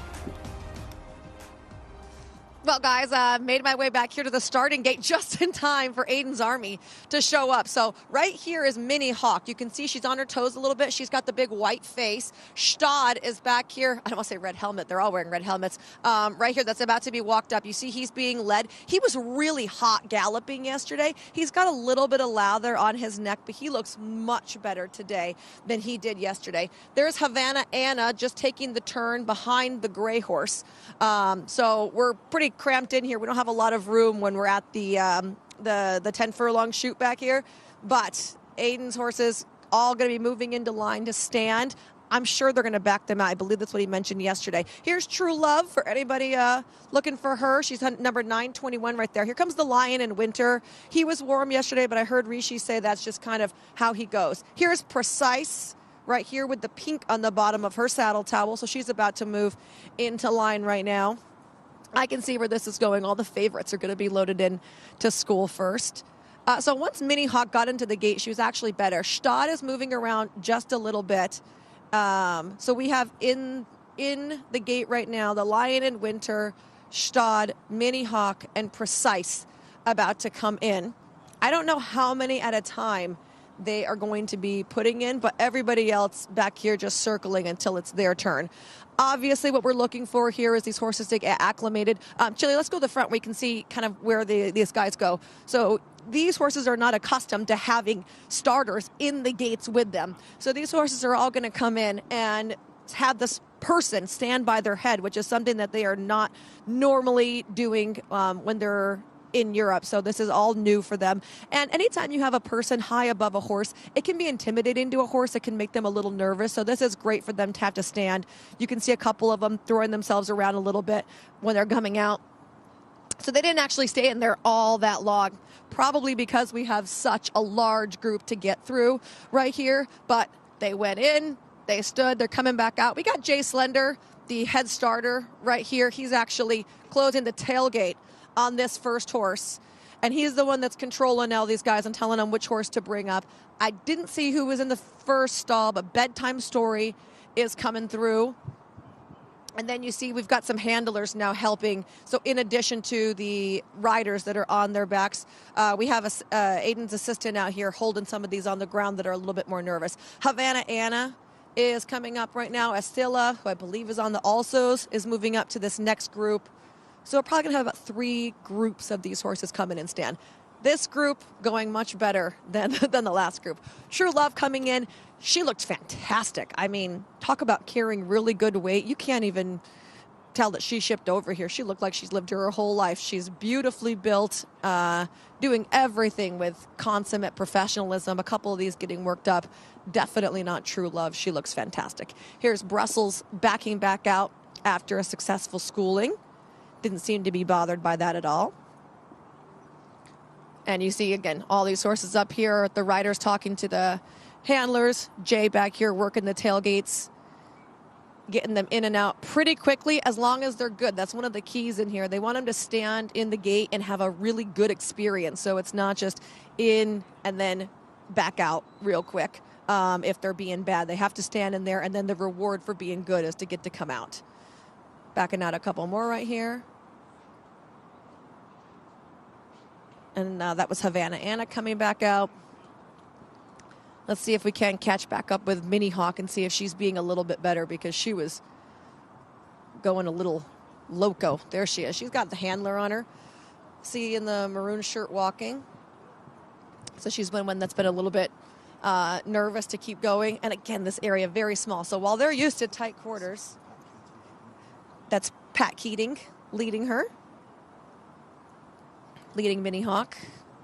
Aiden's longtime assistant. We see him all over the world. All right, couple left to go here. Mission Central, and Donich's and Joseph's horses are also a part of this mix. So it's not just Aiden's horses here. They've got the whole lot of them. There's Queen of Hawaii. And we also got a Sadler horse. Who are you on, Juan? A maiden. So, oh, Mohaven. Okay, so Juan Leva up here on Mohaven. That's actually a Yopon Calbred. She's running in the Golden State Juvenile Fillies. She broke her maiden and is second in the generous portions. She has quite the lot to be joining in with right now. I love that. All right, guys, couple more to load here, but I've walked you through all of them. I'm out of breath. I can't read anymore. Back to you. You're out of breath. I'm out of ink trying to take notes here. I'm happy that Richie's next to me, but you talk about their professionalism. You talk about how well-mannered they are. You talk about how well-trained they are. How nothing makes them turn a hair. Yeah, you know, one or two might just be a little bit fractious because they're seeing something they may not have seen before. So you can understand that. But in general, they're all well-behaved. Precise is probably doing the worst at the moment, and that's Rachel Richardson on her, the chestnut with the white star. But Rachel was talking such glowing terms about Precise earlier this week. But they're all really, there's nothing to worry about looking at them as a whole, as a group. And I said the fact that they're all together probably gives them a bit of comfort as well. So talk to us about Rachel, because you did an interview with her and you said that you know the best horses from the Aiden's Army because she's going to be the one on the back of it. Well, how long has that gone on, and what is it about her that Aiden trusts her so much? Well, very similar to Aiden, Charlie Appleby and Aiden both use ex-professional riders, and obviously some approach them, they approach others. Rachel Richardson used to ride in the north primarily for the Easterbees, and she was actually a very accomplished rider. She was very good. And then she disappeared from the scene, and then the next thing was she reappeared as part of Aiden's team. And as you guys have seen over here, she comes over and she generally is sitting on the best horse of the group, whether it was City of Troy last year, Auguste Rodin the year before. So clearly, the way she rides the horses at home, Aiden trusts her with the very best horses. And she rides Precise in her work at home, and the job for her here is to help Precise through the preparatory stages for Friday. Does she take on the role more of an assistant trainer or a foreman or anything in that capacity, or is she purely an exercise and galloper? That I couldn't answer with any certainty, but I know that in terms of her exercise riding, she is involved with the best horses because I think Aiden trusts her implicitly to handle the very best ones that he needs to be prepared, and the ones that she gives feedback on, because she knows what a good horse, when a good horse is ready, she knows when a good horse feels good, and if there's an issue with them, she can give that feedback. And Simon will tell you that the feedback for the work riders in the UK, that's the first thing they tell you. If you get into training, it's the people that are involved looking after the horses daily, on the ground and on their backs. If you get people that give you the best feedback, you're half a length in front of everyone else. Yeah, and it's just, it's repetition, right? And keeping people on the same horses as much as you can, because then they can tell the difference from a baseline that you had. If you put somebody on a horse for the first time, they have no reference. Maybe this horse does the X, Y, and Z, but if it's been doing it for 3 years every day, that's normal behavior. But to Richie's point, I'm very impressed at how well behaved these horses. They've been out on the track, gone back to the starting gate. That's enough in it itself to get horses just keyed up a little bit. But they're all behaving perfectly. And I think the fact that Aiden is kind of simulating as much as he can of what they do at home as far as going out in a big group like this helps. I also think it's just brilliant when we talk about the operation he has at Ballydoyle, how he trains his horses, how different it is in the U.S. I mean, we're just a couple miles or a couple hours away from Santa Anita, which is the largest training center in North America, where you could have 2,000 horses hitting the track on a single day. We also run our races upside down because they're mostly on dirt as opposed to turf in this country. So we want horses busting away from the gate as fast as they go, as opposed to the runners overseas where we want them reserved and staying on for the distance. Yeah, that's entirely how we train, back home. You want them relaxed. The importance of horses relaxing cannot be stressed.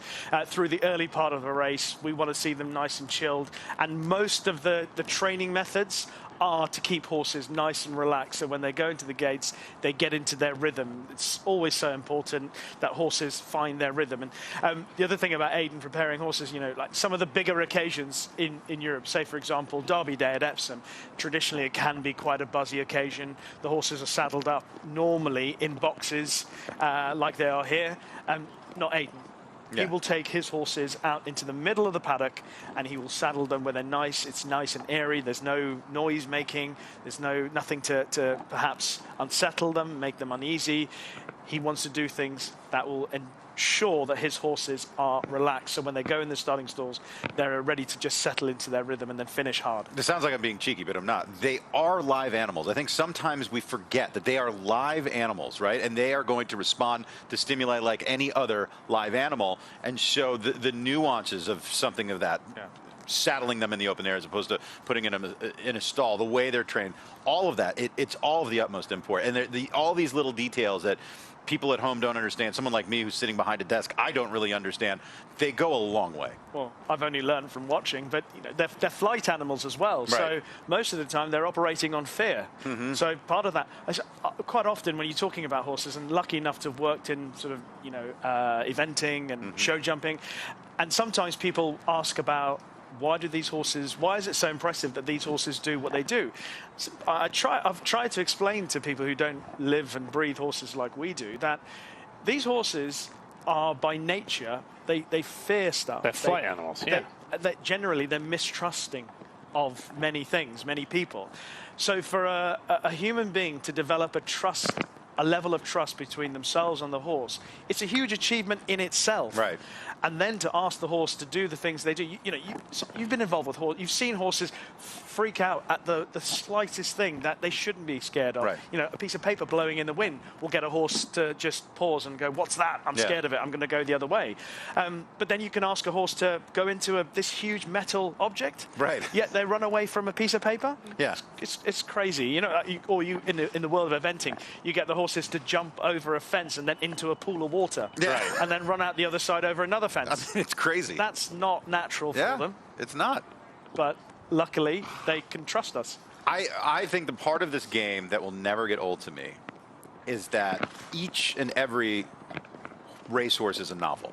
Yeah. The entire story of from the time they're foaled to the time they're raised to going through a sales ring to going to like an Eddie Woods training center to getting to the racetrack just to win one race is years of work to win one race.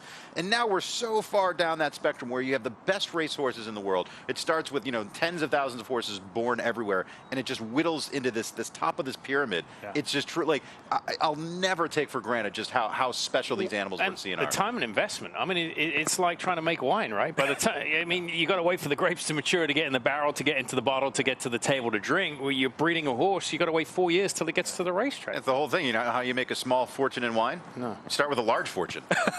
At any rate, we've got to take a break. We will be back with more on the breakfast shows, more from Richie, more from Simon, more from our reporters. The sun is out. It's a beautiful day here in Del Mar. Look, we pay the sunshine tax in California, but I'll tell you, the sun shines each and every day. We'll be back with more after this.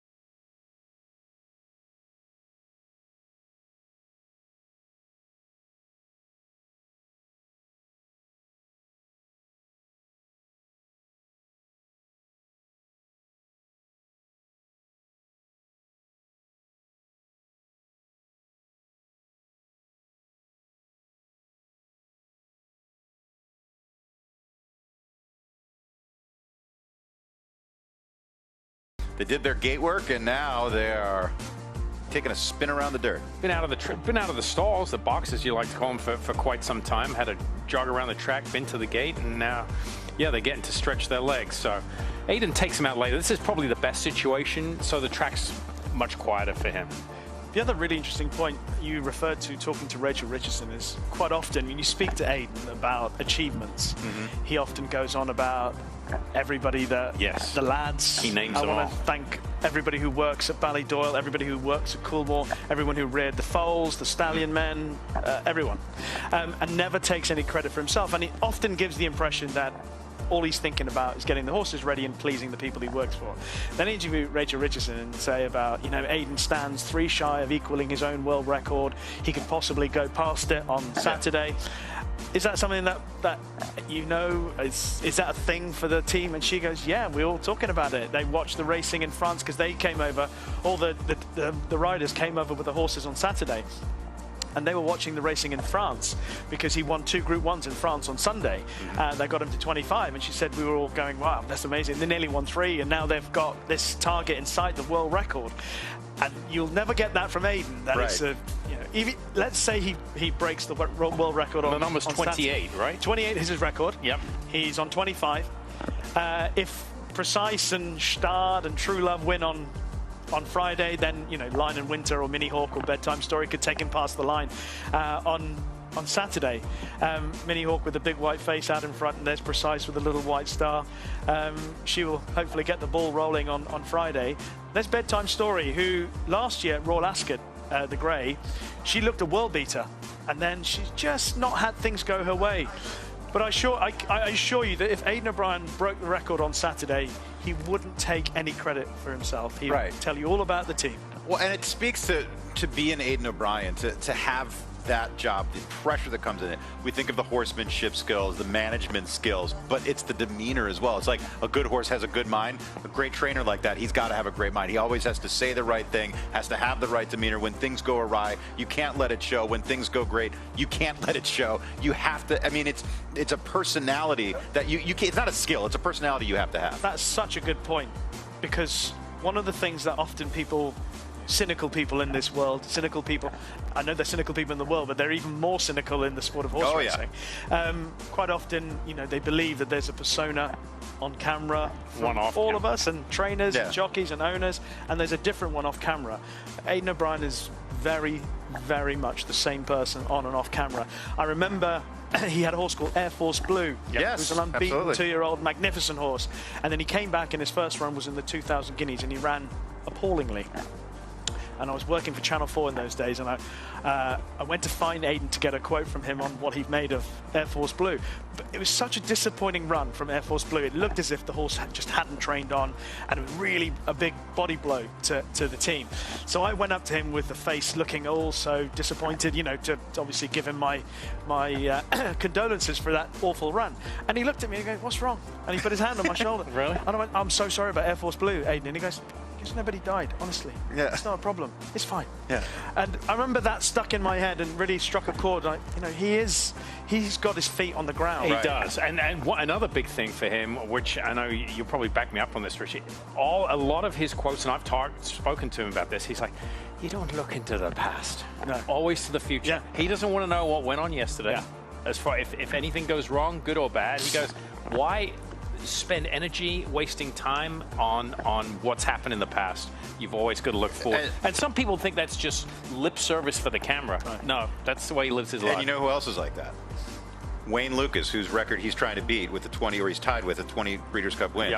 Every time I talk to Wayne Lucas, every single time, as we were wrapping up, he always brought up his 2-year-olds. He's like, he was so excited about the 2-year-olds. But this is a man who has done, the unthinkable in this game. And at 88, 89 years old, he's still thinking about the 2-year-olds in the barn. I mean, that's how he's built. I think when you have a resume like this, and once it's a lot easier, when you're a veteran, you've been there, It's now it's old hat, this for Aiden O'Brien, but there's still the pressure there from the boys at Coolmore. I mean, I told Mike this yesterday. I interviewed him once. I'm like, you've traveled all over the world. You know, what's your favorite cities? Like, you know, the only things I see in the city are an airport and a racetrack.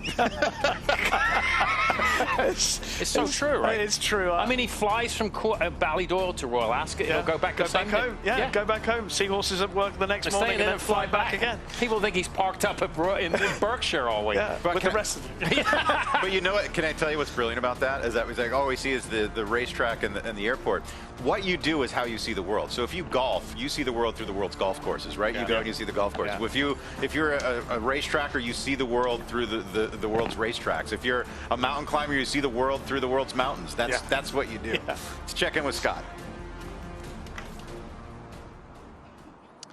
Well, back here at the Gap as Aiden O'Brien's horses come off the track in what appears to be the exact same order in which they went on the track. We start with the Lion in Winter, as well as Stad just behind him, that very good-looking 2-year-old Brussels sitting third. There's the top filly, Mini Hawk for the turf, True Love for the juvenile turf sprint, Precise and the juvenile fillies turf, and Bedtime Story, the gray filly, as well as a few others back behind. As you mentioned, Donica and Joseph's horses part of this group. So we're going to go back to the quarantine barn, hopefully have a chat with Aiden, see how things went from his viewpoint when it came to the gate schooling we had this morning. But back to their barn goes the Aiden Army, and we also just had Forever Young, come off the track as well. So a lot of activity back here with these international competitors making their way back to their quarters.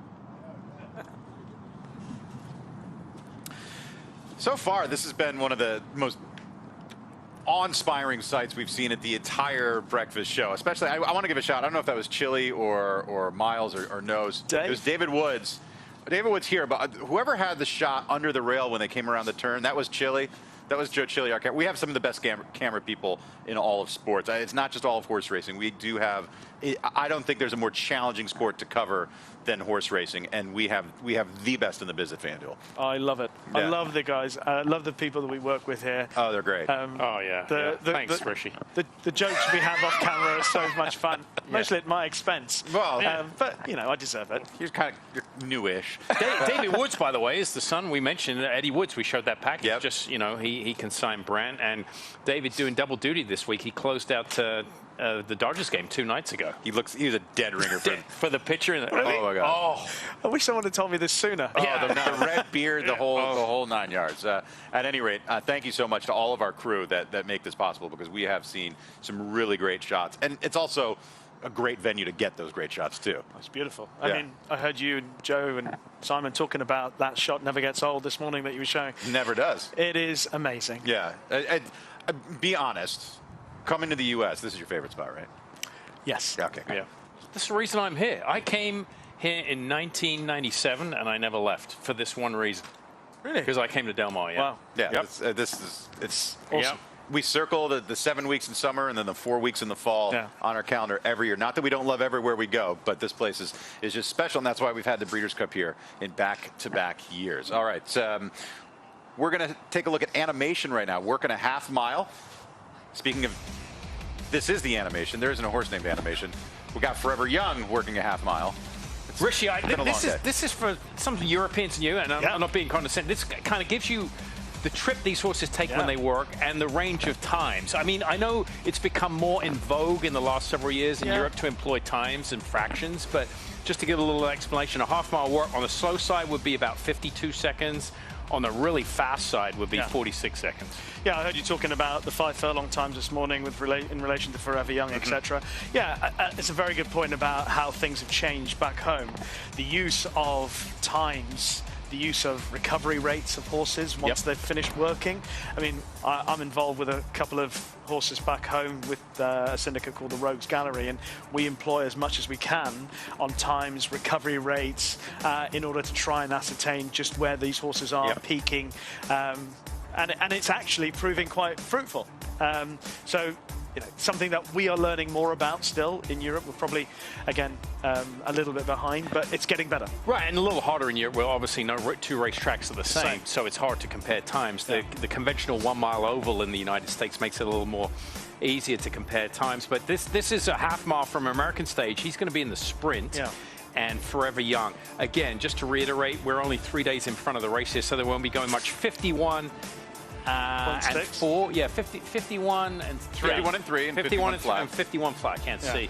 But they're going together. That's a very easy half-mile work. Yeah, American Stage is an interesting horse because I remember him running in Dubai earlier in the year. And as a 3-year-old, it's very unusual for 3-year-olds to dip their toe in the Dubai Golden Shaheen, but he did. And he actually ran really well against a horse called Tuz, who was the defending champion in the Golden Shaheen earlier in the season. And I thought the race on Dubai World Cup night would have just helped him toughen up a little bit because he was such a young horse, so inexperienced, taking on the older seasoned campaigners. Yeah. Held his own, though. Yeah, he did okay. I think he finished 6th. And I feel like he's a horse who would have benefited from the experience more than anything else. I mean, he's bred top and bottom for the United States. I mean, he was bought here. He's come full circle, cost $500,000. He's by Into Mischief out of a Warrior's Reward mare. I mean, that's just top and bottom dirt. And these two just work a half a mile in company. You wouldn't expect to see anything more than this as close as we are to the race. Let's take a look at a distaffer out onto the racetrack as Alice Verete. Get a good look right there. Gonna get a little 5/8 drill here as we take a look. That is 101 and 1 will be the official clocking for the 5 furlong drill. I mean, from a handicapping standpoint, she's in the distaff. I don't know what to make. All of her races have been on the grass. Her form is very mediocre this year. She hasn't even finished in the top 3. And sounds like you're describing Marsha Lorraine. and it's a big ask. She's related to a couple of horses on the dam side that have won on dirt. She's by Kazuna, who's again a top-class Japanese horse on turf primarily. I think it's a bit of a shot in the dark here. I think she's on her very best form on the turf anyway. She'll have a bit to find.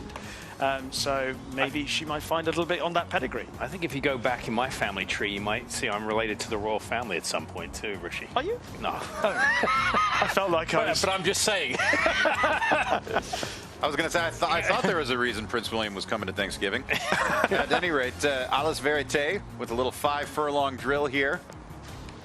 Look, it would be a shocking upset should she win. The Japanese would not be shocked at all if she did. No, they wouldn't be shocked because they know the strength and depth of their horses and how brilliant they've been. As we've noticed all around the world, just how good the Japanese horses are. And I know it's become a bit of a cliche for people to say that, but as a fan of British racing in particular, you know, and the way that British races or British horse racing was established in the 70s, 80s, with that emphasis on middle distance pedigrees, horses that took a bit of time to come to fruition. Japan bought into that a long time ago, and even like her sire Kazuna is by Deep Impact, who's by Sunday Silence. You know, they have taken a long time to get these horses to where they are, and it's still bearing fruit now. I mean, she ran 4th last year in this race, but the difference being she came in such a little better form. And I think, you know, obviously she's proven she can handle herself on the dirt. She was slow out of the gate. If she breaks a little quicker out of the dirt and runs to last year's race, maybe she could split the field. But again, she was 4th in a field of 7. She was 6 lengths behind Torpedo Anna, who might win this race by 7 if she's the Torpedo Anna who was crowned the champion last year. There's a look at the marquee. Everyone's looking at the horses, feeling that sea breeze from the Pacific. We'll have more here on The Breakfast Show when we continue right after this.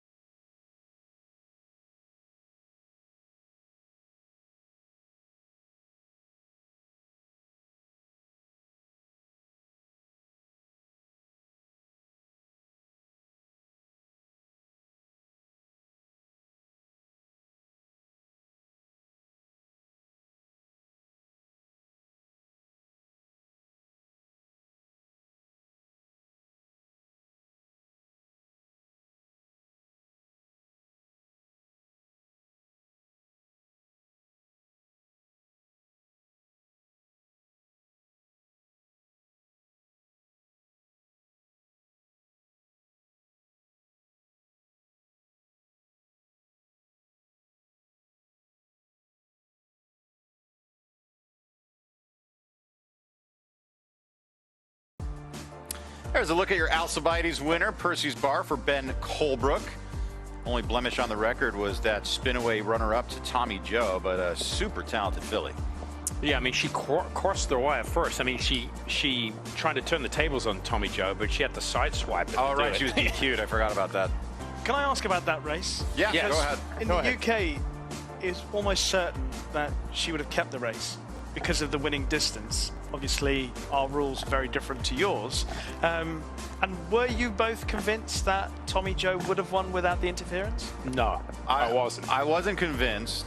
And you have to remember, our rules are different from state to state. So in California, I think she probably comes down as well. But in this state, it's not a foul as a foul. In this state, it would be, did it cost her a chance at a better placing? Right. I don't think it did. I think there was more of an argument. But I think in Kentucky, they're more likely to do DQ in that scenario. Yeah, California, it says, did the infraction cost the horse a better placing? And, you know, obviously in the top 5 when it concerns purse money and betting choices down to the top 4. But which it's very subjective. You don't know, right? Yeah. I mean, it was a hefty bump. I get that. Yes, and it did knock her off her correct lead. Yeah. So you don't know. But I mean, at no point did I ever think Tommy Joe was going by, right? When I watched the race back and Tommy Joe gets up alongside, they looked like they were locking horns, getting into a battle. Yeah. But Tommy Joe wasn't flying by. It wasn't. Right. Didn't look at it. And then the other Percy's Bar seems to be hitting the line much harder than Tommy Joe, who did have that bump. So I didn't think it was clear cut that Tommy Joe would have won. Yeah, I'm going to chalk it up to a definite maybe. Ben Colebrook's charge here on the track right now, though, as she's 9-2 on the morning line. Luan Machado will be the rider as he's piloted her in each and every one of her 4 starts. But out on the track, how does she look, Simon? She looks good. Look at her hair. I mean, she's got a head tucked down, bow between her legs, and I mean, she deserves to be here despite getting disqualified just on the form with Tommy Joe. But she improved. I like the fact that she improved in her first start around 2 turns at 1:16. As Percy's Bar and the juvenile fillies. In the juvenile, Ted Nafy, we're going to take a look at, will be the 4-5 morning line favorite. And this was earlier today, and as Andy promised, the exercise rider for Ted Nafy wearing the jockey cam for us. This is great. A great view of the favorite in the juvenile out on the track earlier today.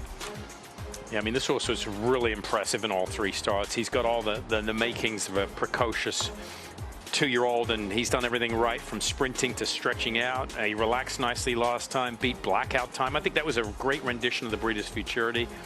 And, I mean, he's sitting on a decent race. And I like the fact how mature he is mentally. Todd Pletcher's touched on that earlier this week. Are you familiar with the whole Ned Toffee, Ted Nafy? Yeah, you've listened to it. Yeah. Listen intently to you both. Pishy Prasad. That's actually very close to what my real name is. So Ned Toffee clearly is one of the integral parts of the operation. It's Spendthrift, and then he was one of the trade publications had the wrong name. They flip-flopped the letters. There was a typo, and then it just kind of took on a life of its own. But here's the thing that's brilliant about the naming, and I know people are like, oh, who cares about the name? I care about the name, because when you name a horse this, what are the chances they turn into something like this? That's the thing. How many great names have been wasted on horses that couldn't pick their feet up? Absolutely. When I heard you originally talking about it earlier this week, the thing that struck in my mind was there a horse, a Covfefe? Covfefe, yeah. Cherie DeVoe had that horse. Wasn't it Cherie? No. Oh, Brad Cox. It was L&J Fox. That's what it was. That wasn't the name that wasn't what he intended to say, but they went with it and named the horse after it. Yeah. Great. Here's a look earlier today, and this is just to go out on the track and take a look around, get those legs stretched out for Ted Nafy. All the hard work has been done for just about every one of the horses we're seeing today. Is this one of the, would you call it a lock? I mean, we call it bankers back home. Would this be a banker? I stay away from locks in the juvenile races, right? Because from race to race at this age, they can just be such different animals. Absolutely. So I don't know. I mean, look, if I've got a fantasy horse racing draft with Billy Koch and Little Red Feather later today, and if I can get Ted Nafy, I'm going to take Ted Nafy. Don't get me wrong, but As far as backing, I mean, to me, this is an opportunity to beat a short price on one of the big days. And if you do beat a Ted Nafy, you leave with every dollar on the racetrack. That's why this is the best game in the world. We're going to take a break. We'll be back with more on the breakfast shows after this.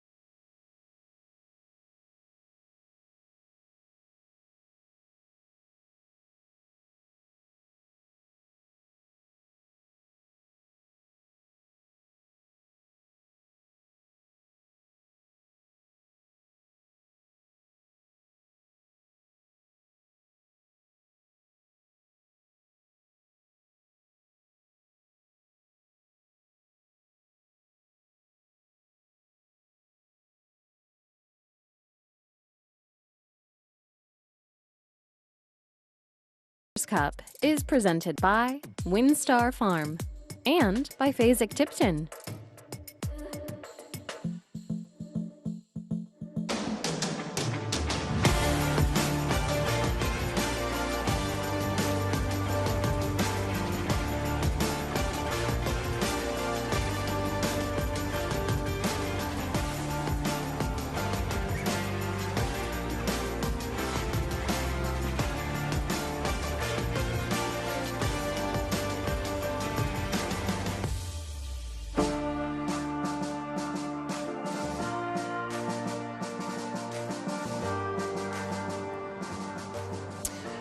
Defending Breeders' Cup Classic winner Sierra Leone just got back from the track. Chad, as you watch him in preparation for his final start, what are you looking for and what's going through your mind?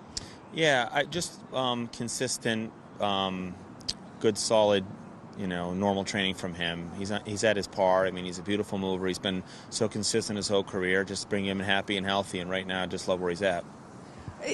As far as pacing of his races, he's coming in about the same way he did last year, but what is, if anything, is different? I wouldn't say there's much different. Honestly, he's coming in as good as last year. His last work was as good as I've seen all year from him. As you saw him just train, he's shining, and it's just a picture of health right now, which you'd love to see as a trainer going into a big race. And I love the way he's moving. He's switching his leads perfect. He's nice and straight, and he's just a consummate professional, this horse, really. Also, in the starting gate for the Classic, contrary thinking, what went into the decision to enter him? Just to, establish a fair and honest pace. Maybe get the field, really. The main objective is get the field to just maybe string out just a touch to give everyone in the race a fair shot to pick their lane where they want to be instead of being a bit bunched up.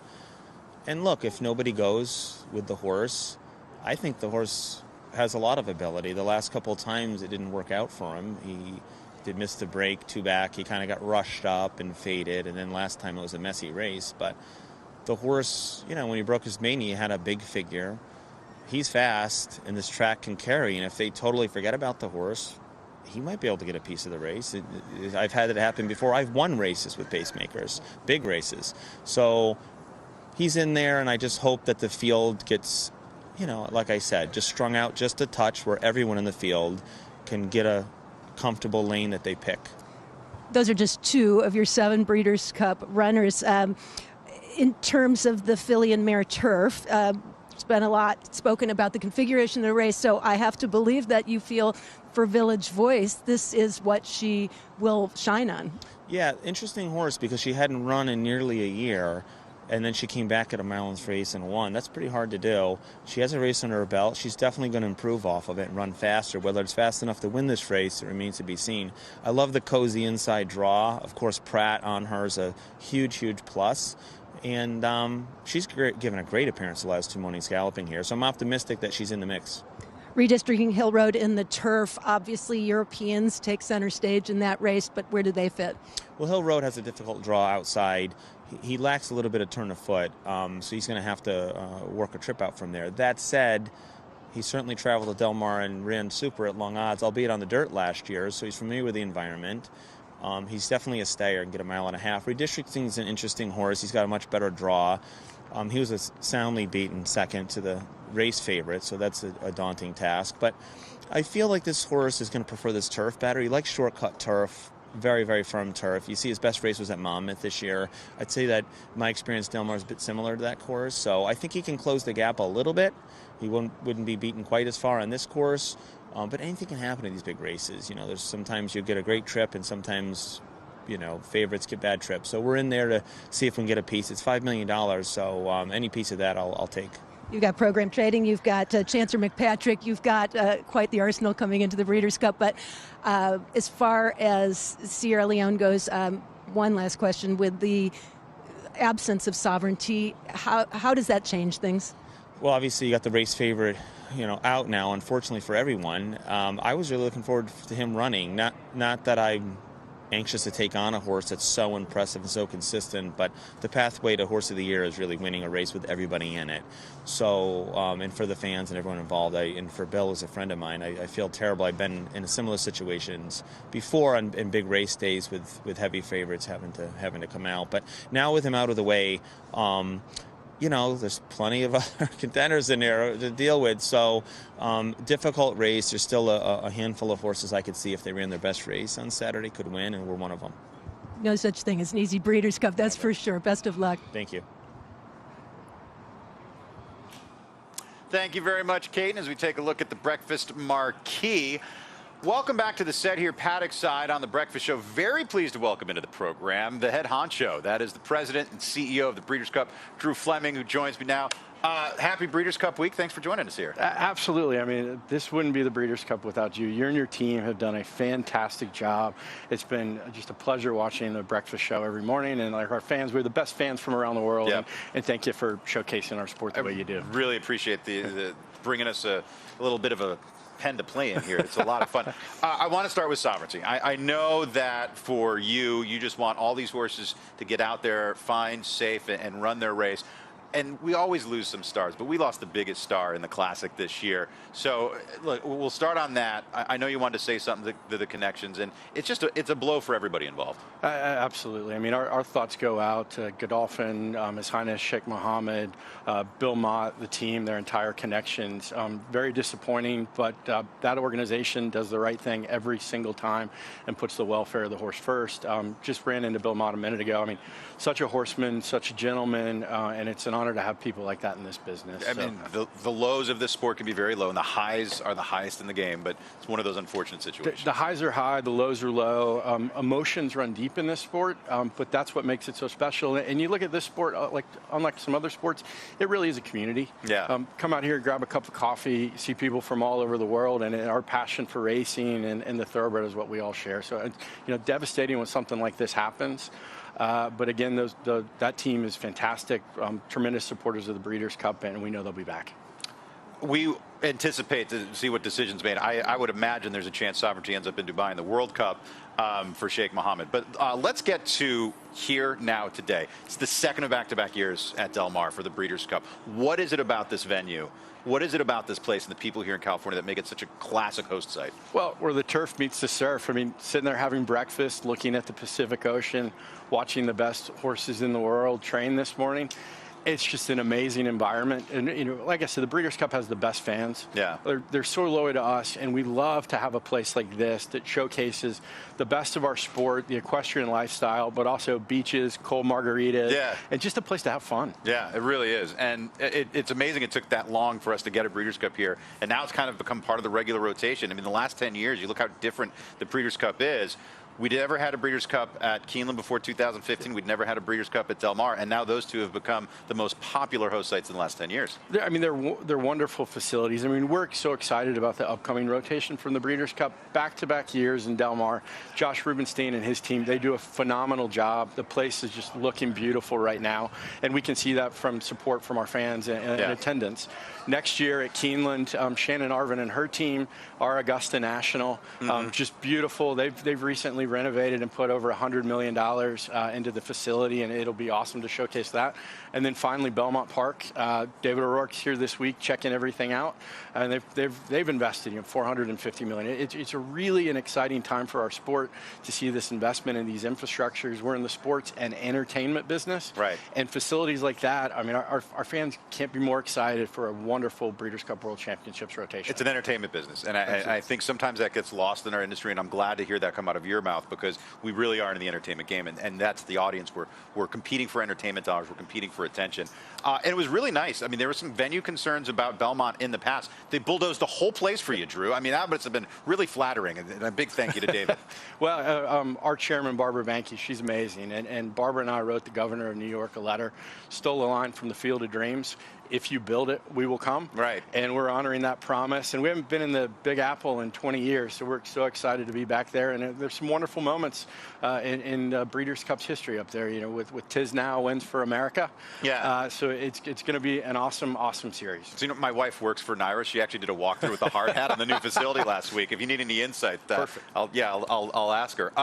Let's talk about a day, and not just any day, a day in the life of the president and CEO of Breeders' Cup. Do you get to enjoy it? There's so much on your plate. How much do you get to watch the racing, enjoy what we see before you, okay, we got to get going on 2026? Do you give yourself a day, a week, or is it just right back at it? Well, no, I mean, I have the best job in the world. I absolutely love going to work every single day. I've got a wonderful team. My colleagues, their passion for racing, their passion for this business. We couldn't do anything without them. So I want to thank them for all their hard work. Also have a wonderful board of directors. They're the leaders of the thoroughbred business. Their support, innovation, and thoughtfulness is what makes this all happen. And then our nominators, who are the backbone, which allow us to put on the World Championships. All right, I'm gonna put you on the spot here. You got to put your fan hat on. We know you do a good job as president and CEO, but as a racing fan, you can't say the classic. Give me a race that you're really looking forward to this year's Breeders' Cup, or two. What are some of the things that you're really anticipating as a fan? Yeah, I mean, and the best part is we've got 14 championship races. They're all amazing. In particular this year, really excited about the turf. Rebels Romance, you know, coming back could be win 3, so you look like a Goldnikova. Yeah. But I also think, you know, the mile is also just a classic Breeders' Cup race. Yeah. Now Friday with the 5 juveniles.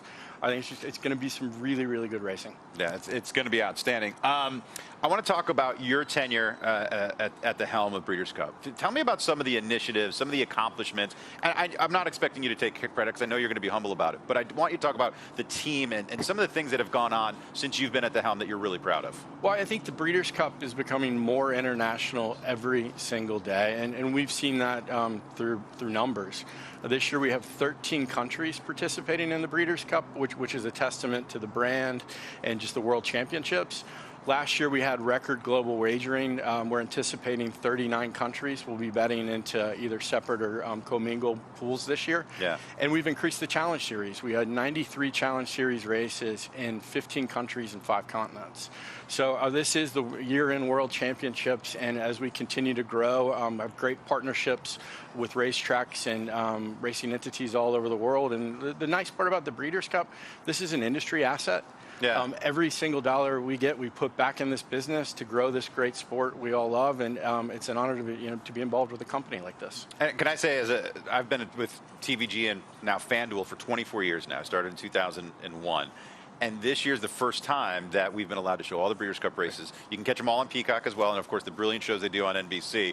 And before people think we're competitors, we're all friends in this business. I know just about everybody that works at every other outlet, and we've all worked together in some capacity. But on behalf of FanDuel, I just want to say thank you for everything that the Breeders' Cup has meant for us, giving us the opportunity to showcase these races on our airwaves this year like we never have before. No, you guys have been phenomenal partners, and the reviews we've been getting from the breakfast shows, everybody says, do this every single day. Yeah. It's been fun, and we're very excited for our World Championships. Like I said, continuous coverage on FanDuel. Player show, it's amazing, and it's just going to be a great Breeders' Cup. Thank you so much for joining us. Thank you for everything you do for the sport and for the Breeders' Cup, and we're really looking forward to a great event this weekend. Thank you very much. All right, everyone. That's Drew Fleming, President and CEO of the Breeders' Cup. We are going to take a break. When we return, more on the breakfast show. Still got about 45 minutes left. Also, Simon is getting me a flat white from the baristas, so hopefully it'll power me through the last bit of the show.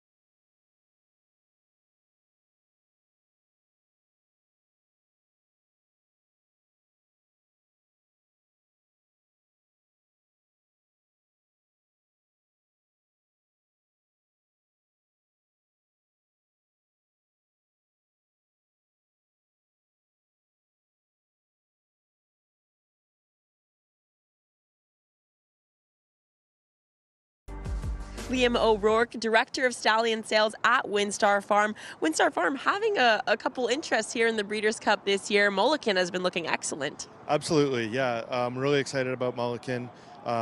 We've got a really unique opportunity this evening where we're going to offer 25% share in him at the Keeneland Championship sale. Again, I think really unique opportunity to get in on a live horse, very live horse who was third in this race last year. You can have a runner on Saturday, and then you've got the added layer of a ready-made stallion career to come at WinStar. So we're excited to offer that piece tonight, and he's thriving, he's doing really well, and we're excited.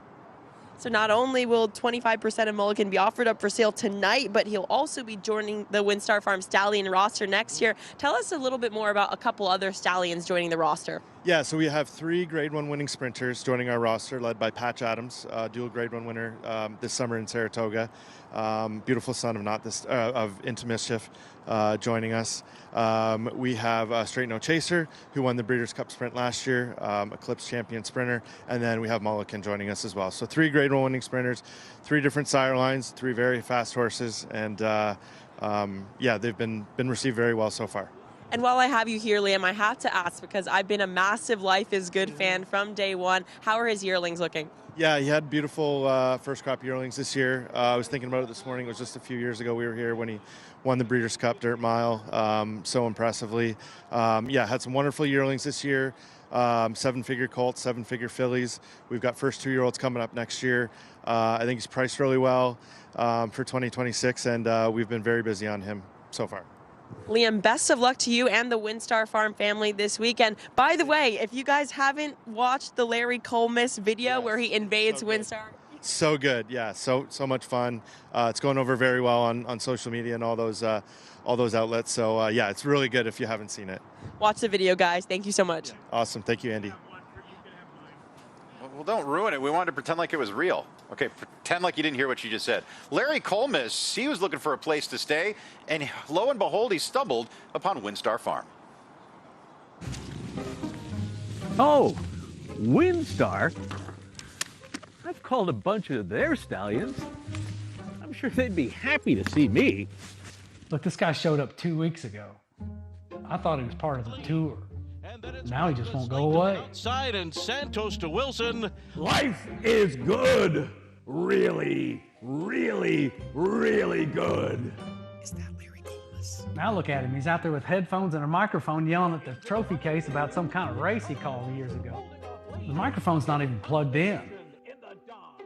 And here he is. It's like he's just taking over the whole place. It's a one-horse race. It's Constitution. It's one thing that he's sleeping on my couch. The fastest son of Not This Time. No doubt about it's Cogburn. Now he's feeding my horses. They're in their stalls. We're ready for the start. It's time for the Breakfast of Champions. Are you ready, boys? We've got oats. We've got sweet feed. We've got molasses. All with a drizzle of rice bran oil.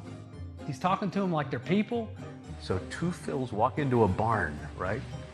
And the one Phil says to the other Phil, this is great, what's better than 1 Phil but 2 Phils? You get it? Heck, the other day I think I saw him getting emotional support from one of them. Hey, you got a second? I mean, we're 2 independent guys. We've been on the same circuit. I want to know how you do it. Who knows what he's going to do next? Larry, we got to get rolling. We got 3 Grade 1 winners in 2026. Mulligan, Patch Adams, and Straight No Chaser. Let's go. I'm on it, boss. Colmus, you got to go. We love everything you do. We love your race calls, but it's about to get really busy here. We got stallions to show. It's go time. What would I do between now and Breeders' Cup? I don't care where you go. You just can't stay here, Larry.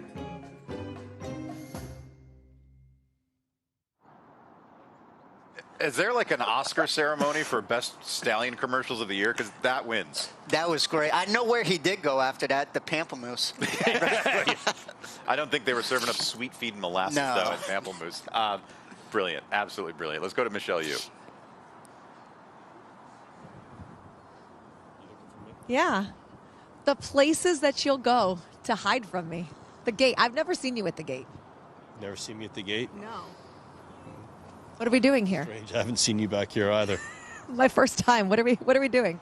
We just bought a horse named Touch of Destiny and run the dirt mile back here to school and bounce out of here and run across the chute a little ways. How do you go? It was very good. Thanks. This is a very normal interview. I'm scared. What's that mean for the rest of my day? I don't know. Can I have a hug? Sure. Have a great day, Michael.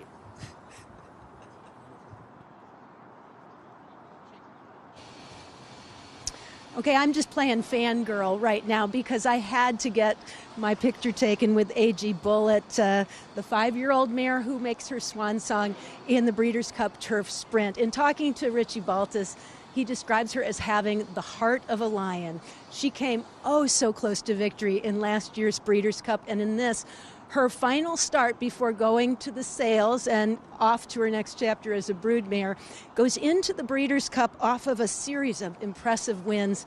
Little space in between. The camp is really excited, very hopeful that perhaps this year could be the year to get that Breeders' Cup victory to send her off on that high note. But in the meantime, it's just fun to gaze at her. She seems to know that she's something special. Thank you very much, Caton. Silver Bullet, AG Bullet. There is, we've got horses. Hi there. Wasn't a Breeders' Cup horse, no saddle towel. I do have a Breeders' Cup horse that we're going to take you right on the back of. Now, this is a body cam that we have on Andy Biancona. She is on the track with Lenny Lou as we speak, Simon. We've been talking about this. So you're getting a little bit different perspective as our reporter doing her day job here of working her Breeders' Cup hopeful. Yeah, usually the jockey cam, it's attached to the helmet, but this is a new camera that's been just starting to come into play here. There's a jockey at Parks called Ramon Moya, and it's a tremendous story. You know, he had a lot of issues away from the track, kind of right at the ship, and he's got such a huge following now. And he posts these videos every day, and it's a camera that is attached to the chest. And look, it's a close-up look there, but sometimes, I don't know whether you can go full screen or you get a better view. It gives you a much wider perspective than it being on the helmet. So Andy's graciously accepted to wear that, and Lenny Lou always goes out at this time. And she's looked the same each and every morning, pretty much to me. She has, and I don't know if Andy B can hear us. Great job with that cross. Look at that, Simon. Yep. Just has her hands in an absolute perfect spot, not moving whatsoever. And you hit the nail on the head, though, Simon. Every single morning, Lenny Lou's look like this. She's got her ears straight up. Yeah, here's a really good shot of Andy B's hands. This is exactly what you want to do when you're galloping a horse. You have what's called a cross right there, which it's exactly what it sounds like. You cross the reins over, make a knot right there, and then just keep it right on the horse's withers and try not to move at all. And that way the horse just gets in a really good rhythm all the way around the racetrack. Let me ask you this. Is there a reason she's riding Michael Jackson style with just one glove? That's probably personal. I'm not sure. I don't know. That might be just personal preference. But okay. This might be a good time to get Joe on the Equicizer. Show what a cross is. Oh yeah, we have the Equicizer Equicizer down. We haven't used it at all, but today might be the day to bust it out. Because a lot of people see the reins, right? And they think, oh, the left rein goes in the left hand, the right rein, there's no. But you have to cross them over. It's hard to see with the mane in the way there. But yeah, there's a big cross, and you just set your hands down either side of the wither. I can only imagine what it's like to be Andy Biancone right now. She's covering the sport at the pinnacle of this game, and then she's starting one in the Breeders' Cup Juvenile Turf Sprint as well. So both of her jobs could not be more important than they are right now. And you get to see it all on FanDuel TV. Look at you, company guy. That's right. We're gonna get you. We're gonna get you another pullover for that. I'm still on board, no, Mike. We're going to reward you with a slightly used breakfast at the Breeders' Cup coffee mug. As Lenny Lou out on the track right now under Andy Biancone. She showed me a picture this morning, Andy. First thing about 6 o'clock this morning, she goes, Simon, take a look at this. This is a small 2-year-old filly. She showed me a picture of what she gets fed at night. There's a massive amount of food. And then literally 30 minutes later, an empty feed tub. And then she went back and gave Lenny Lou another half a scoop of feed, and within 15 minutes, gone, completely gone. That's really good for a young 2-year-old filly like that. That really is. Because that's the difference between colts and fillies, right? Colts, they'll put the weight on, but fillies, it's hard to keep the weight on them, right? Exactly. Yeah. You could see it pulling. Like when she came down to a slower gait there, that chest cam gave a much wider perspective than the helmet cam. Pretty good view. Let's check in once again with Michelle Yu. He was hiding right now. He said he was taking a page out of Michael McCarthy's book. You didn't want to come and talk on the breakfast show, Graham Motion? I was pulling a Michael McCarthy. I love it. You got a couple of horses here. I feel like they're flying under the radar, and I really like Turf Store, which could be good for my handicapping. Yeah, I mean, we just stood him in the gate. Look, I thought he ran super in the Bourbon. I think Tyler was a little frustrated when he came back that he couldn't get out sooner. But look, he hasn't done much wrong, this little horse. He's a cool horse. And you also have the South African horse, One Stripe. What do we make of the Woodbine race for him? I mean, I think it was a incredible mistake by his trainer to point him for that race as his first start in America or Northern Hemisphere. Look, he ran well enough. I think he was beaten 4 or 5 lengths. It was just a really tough spot. I mean, he gave everybody weight, including what's going to be the favorite on Saturday. So I think he'll improve for that race. He's done really well the last couple of weeks. He's had some great works at Fair Hill. So I'm pleased with him, but I know it's a tough assignment. I'm tickled with the one hole. I just spoke to Juan Hernandez, and he's really pleased. So You also have some insight into some things that are going around. First of all, the whole conversation with the rabbit. You had a very notorious rabbit for Better Talk now. Can you talk about the use of a pace setter? Yeah, I'm trying to stay under the radar about that too. But we did, I mean, Shake the Bank ran in the Breeders' Cup, and, you know, he actually helped Better Talk Now win on several occasions. And actually, Shake the Bank almost pulled off the United Nations one year. We were quite surprised that at the 16th pole he was hanging in there. But look, it was a huge difference for Better Talk Now. He needed pace. If he ran in a paceless race, it was a real struggle for him, and Shake the Bank really did the job. So I'm all about the rabbit. And also, he was 9 years old, Better Talk Now, when he won the Breeders' Cup, I believe. There's a horse that's 9 this year, Kadem. Any advice for bringing a senior citizen to the Breeders' Cup? Yeah, I mean, Better Talk Now, he didn't win it when he was 9, but he came back 5 years in a row. The last time he ran in it was when he was 9. He's a horse, I think, that goes a little bit under the radar, because if he beats Red Rocks at Churchill, he goes down as a 2-time, turf winner, and I think that would have been remarkable for him. But he was a great horse. Yeah, the rabbits are good. I'm with rabbits. All right, we're pro bunny over here on the backside, guys. I don't have a dog, though. All your Oh, I have no dogs, right? I have no dogs, no goats. Maybe we should just find a bunny in the bushes. I'll let you down there. Can you go buy a dog, and then I'll meet back up with you? I'd be happy to find a dog, I'm sure. You have a turkey. We used to have a turkey. Our turkey is no longer, I'm afraid. Oh, Tom Turkey is gone. Time to get a new one. I'll pull it. Just in time for Thanksgiving. We have a goat. A goat? Yeah. I have one too. Not my favorite. But we didn't bring him here, so. See, okay, we're gonna find Graham a pet bunny and a turkey and check back.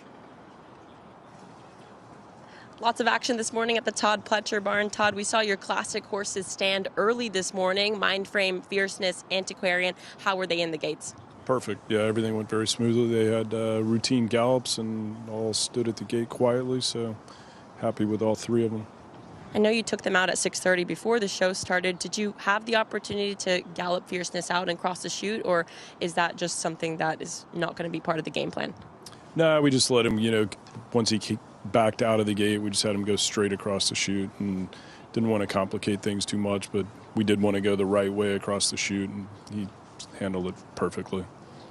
And in terms of what the next few days look like, is it just bubble wrapping, keeping everybody happy?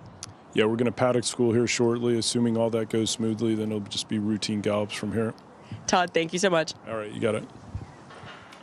Todd's still the only person in racing I get intimidated interviewing. Really? Oh, yeah, I still do. And I've talked to him like off camera. I've seen that dry sense of humor. We were judges together at Jockey Karaoke once, and I don't know, I wash out a little bit. I've seen some reporters ask that kind of come to the Derby that don't cover horse racing, ask the most insane, dumbest questions to him, and he just handles it. He doesn't throw him under the bus. He just kind of just. I think I'm worried about what he thinks of me. That's what I'm worried. I'm like, God, I really you should, Mike. Yeah, I really. Yeah. Oh, I mean, right. what he told me and Joe the other morning, I don't think you want to know. No, he likes you. Yeah, he really. Yeah. Yeah. Actually, you should interview him tomorrow, Mike. Yeah. I want to see you just wash out. Seriously, instead of looking like the man who ate Alberto Reese like I usually do. Hi, Todd. That'll be. I think I need we got a commercial here. Oh, yeah. taking some verbal abuse from my cohorts. All right, we're gonna take a commercial break. I'm gonna consult HR. We'll be back on the breakfast show. I don't know who's gonna be on the set though.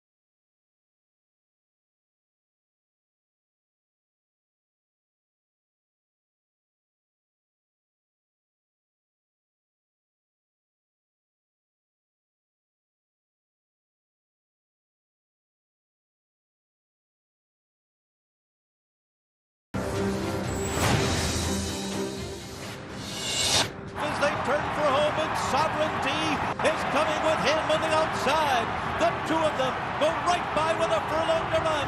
Journalism and Sovereignty, nose to nose, down to the last 16th of a mile. Sovereignty has taken the lead. Journalism is second toward the inside. Baez is third, but it will be Sovereignty to rule the Kentucky Derby. Journalism and Baez over next. Final Gambit was fourth. Of course, earlier today, the announcement was made by Bill Mott and Sovereignty's connection that he would be withdrawn from the Breeders' Cup because the fever that he spiked yesterday did indeed come back. He's on antibiotics. No Breeders' Cup Classic for the headliner and the most popular horse in the U.S. I mean, yeah, that was very, very sad news. We learned yesterday that he did obviously have a fever, and they were giving him medication to try and tamper it down. But unfortunately, I think it was yesterday afternoon, he said he kind of spiked it a little more. So I made the right decision to scratch him, but very unfortunate. Yeah, I mean, as unfortunate it is, out of all the things that could happen from 1 to 100, this is the best case scenario as far as there's no injury. He's not going to have to go to the sidelines for 6 months. You know, we don't know what his future is. There's no forced into retirement because of a fever. So, you know, the potential's there for him to come back next year and race. And Richie Prasad touched on it. You know, the 30th anniversary of the Dubai World Cup. Bill won the first one that really set the whole race on the map with Cigar and that great battle with Soul of the Matter. So, yeah, I mean, hopefully we'll see him next year. It was how we started the show. It was the most important news in the entire sport. And Scott Hazelton, right off the top, caught up with Bill Mott. Yeah, Bill, you told us that if things came back overnight or at any point from when we last spoke to you that you would go ahead and scratch. Is that what happened? Right. Yeah, I'd mentioned, I said if he respikes another fever, he'll be out of the Breeders' Cup. And yesterday afternoon about 3 o'clock, he respiked another fever, even though he'd had some medication in him from 6 o'clock that morning. He respiked another fever, and we retreated him, and of course now he's on antibiotics. Seems to be doing well this morning. His temp's down to just 1 tick above normal, and he looks bright and looks pretty good. But he's definitely out of the Breeders' Cup. I mean, there's no, you know, he'll be scratched. Have you seen any change in his demeanor at all? No, it's unbelievable. I mean, he still has not missed a note. He's in his hay bag. He eats all the hay and alfalfa that's on the ground, and he goes to his hay bag, and he's got his nose in there, and he seems to have a good attitude. I mean, he doesn't. I don't know if he knows he's sick.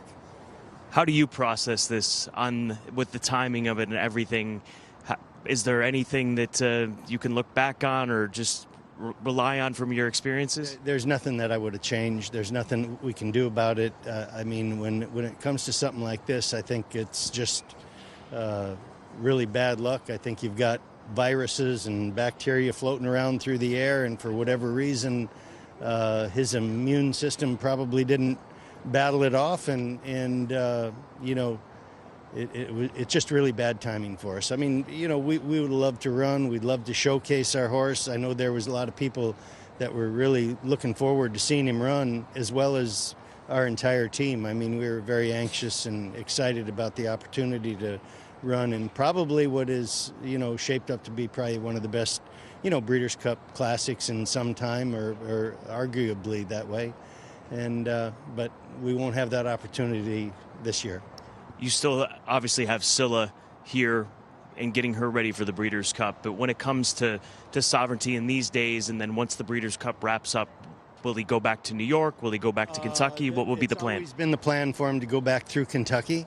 You know, we want to send him back there until a final decision is made on whether or not he's going to race next year or not, and that's where he'll go. I mean, right now he's scheduled to go back to Kentucky on like Monday or Tuesday. Does that require a huddle with the team at Godolphin in determining what will happen in 2026? Yes, absolutely. You've got Dan Pride, Michael Banahan, and of course in Dubai you've got Sheikh Mohammed himself, and I'm sure they'll all be, you know, putting their heads together and deciding what they're going to do, and the final word will be from Sheikh Mohammed.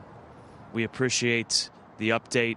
Unfortunate news, Bill, but you're doing right by the horse, and we carry on. Hey, thank you. Hopefully we'll be back. Bill Mott, class act, you can see, and of course, as is the rule with this game, all of us put the safety and the well-being of the animal first. And you know, it's a fever. It's nothing big. Just the timing is the only problem with it. It's right before the Breeders' Cup, and he has to miss. Yeah, I mean, the timing couldn't have been worse. But what Simon alluded to earlier, on a scale from 1 to 100, this is best case scenario. It's not like it's a major injury where there's no shot of coming back in 2026. Once he gets over this, hopefully in good order, they're obviously going to huddle together, but lives to fight another day. Yeah, I mean, and horses can get sick and get legitimately sick, and they don't look well. He's giving you all the signs that he's fine. He's just a mild fever. So he'll recover quickly, and he'll probably, like you said, ship back Monday or Tuesday. The only way they knew is the thermometer. If it wasn't for the thermometer, you would never know it. Right. You would never know it. As we take a look at the updated morning line, David Aragona doing a great job of retooling that morning line with the absence of the morning line favorite and Sovereignty. Now Fierceness made the favorite at 5-2 with Forever Young and Sierra Leone. Co-second choices at 7-2. Yeah, it's pretty stacked up now. An only really big long shot is Contrary Thinking at 50-1. But besides that, I mean, we've been talking about it all week. It is such a competitive classic this weekend, and just really looking forward to it. Cannot wait. It's going to be an excellent race. Regardless of the scratch of Sovereignty, we still have an incredibly deep and talented running of the Longines Breeders' Cup Classic. Scott? Well, Aiden O'Brien taking his runners out this morning to the track once again, single file to the gate. What's the purpose of taking your group to the gate? Well, yeah, we always do, just to take them here and stand them in, and usually to go to the gates and stand in today, and they might go around the paddock tomorrow. So that's what we always do, Scott, and we just feel it relaxes them a little bit, and it's kind of just obviously showing them what's coming, really, and just trying to prepare them the best we can, really. What's different about the gate experience here versus back in Europe? Yeah, well, we have the your gates back at home as well, but it's a different. It's on the dirt, and where the gates are there, and the gates are a little bit tighter here. They're a little bit longer, a little bit tighter, and it's nice for them to go down there, get the experience, and then the horses around at the back, the hacks and all that kind of stuff. It's just when they go to the start here, even though we've jumped them from the American stalls with the Bella home and all that, it's when they go to the start, it's a different atmosphere here. So it's just getting them ready a little bit for the atmosphere when they go to the start here Friday and Saturday. Did they all handle it well? All very good. Everyone seemed very happy. The lads were great with them. They just took them in and stood them in and backed them out. So they all seemed to go good. 7 runners. Who's the one horse that you're looking forward to the most this weekend? Oh, gee, I'm not sure. Listen, there's obviously some of them there with chances, and obviously I suppose Minnie in the Turf Classic she's been a great filly all year, and I think. Listen, it's very sporting of the lads to let her come and run. She just got beat in the arc. It was a great run out for her, we thought. We always thought she would handle and like this place. She likes nice ground. She's tactically usually quick, and yeah, it will be interesting to see what she does. You had the option of running in the turf at 1.5 miles versus the filly mare turf at 1 3/8. What ultimately led you to go to the 1.5 miles taking on the boys again? We were always going to go there if everything went okay in the arc. Obviously, the arc was the first time she took on the older coals, and we felt that went well, and she was just a little bit unlucky on the day. But yeah, that was always, and we had bedtime story for the fillies, so obviously trying to split them up. But we always had it in our head if everything went well in the arc that Minnie would go for the turf. And Precise, a wonderful filly.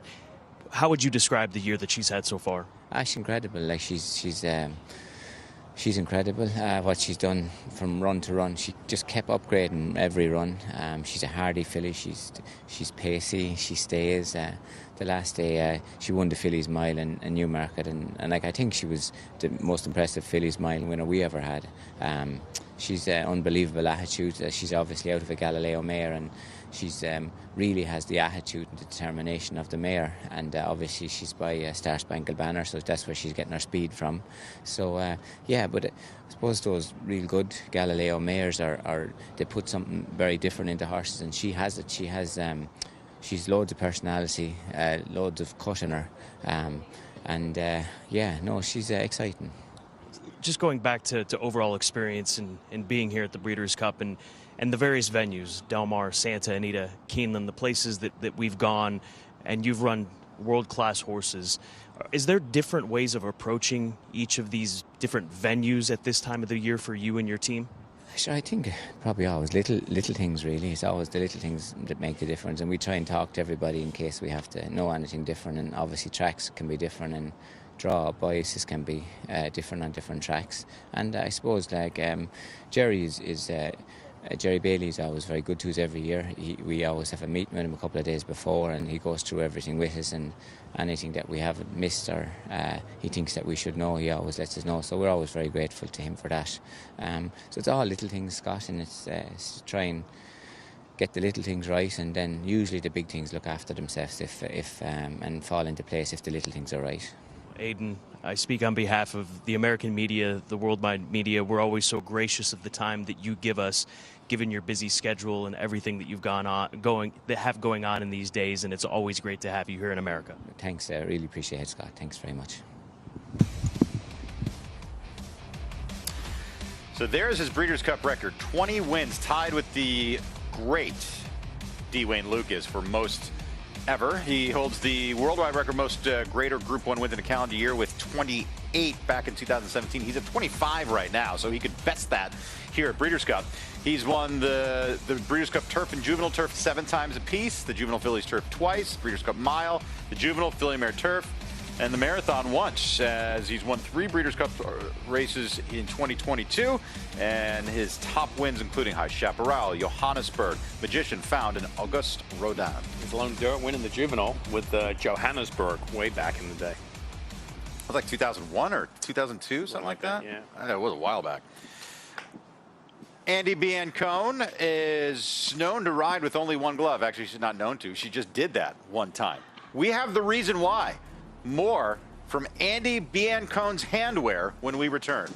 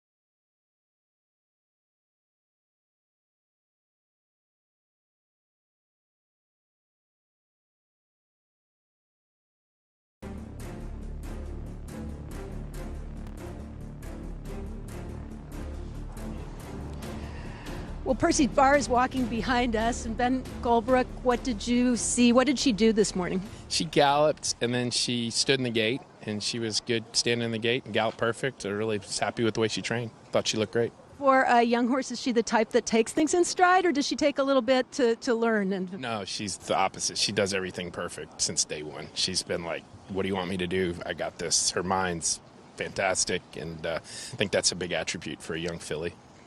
That said, talk a little about her progression, because to me it seems she's gotten a little bit out of every race and taken a step forward each time. Yeah, absolutely. You know, with the race in Saratoga, Leone came back and she said, man, she got tired today.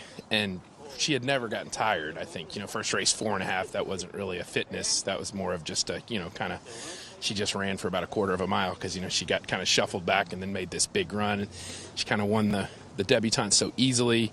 Then she had a real race in Saratoga that tightened her up. And then obviously I thought she really progressed at Keeneland around 2 turns because she showed the ability to run the bends so well. She's a very athletic filly and a good mover. So I think the 2 turns really helped. So yes, I totally agree that she's improved every race. Obviously, no one wants to have the outcome of what happened in her most recent start. Right. But what was your takeaway from the race? What do you feel she did get out of the race? Well, the good news for her is she thinks she won. Right. So, the outrider took her back. She got to walk around out on the track. And so we didn't tell her she got taken down, so she still doesn't know. In terms of the name, I know there's a pretty big rooting section back in Kentucky. Just tell us what the name signifies. So Percy was a famous, bartender that worked 47 years at Keeneland, and he was always like a guy that if he knew the racetrackers, he'd have your beer sitting up on the counter as soon as he saw you walk, no matter how long the line was. And he was just a famous guy at the racetrack, one of those old racetrack characters. So, it was great Gatewood got the name, and it's turned out to be such a fantastic horse. And for you, this experience coming in with a filly who you've always thought could do it? Yeah. And I mean, we've always thought she was very nice, and each time she's kind of exceeded our expectations. So, yeah, it's very exciting. Hopefully the ride continues. Absolutely. Thank you. Ben Colebrook and Percy's Bar, and should she be successful in the juvenile fillies, they will be lining up at the bar deep.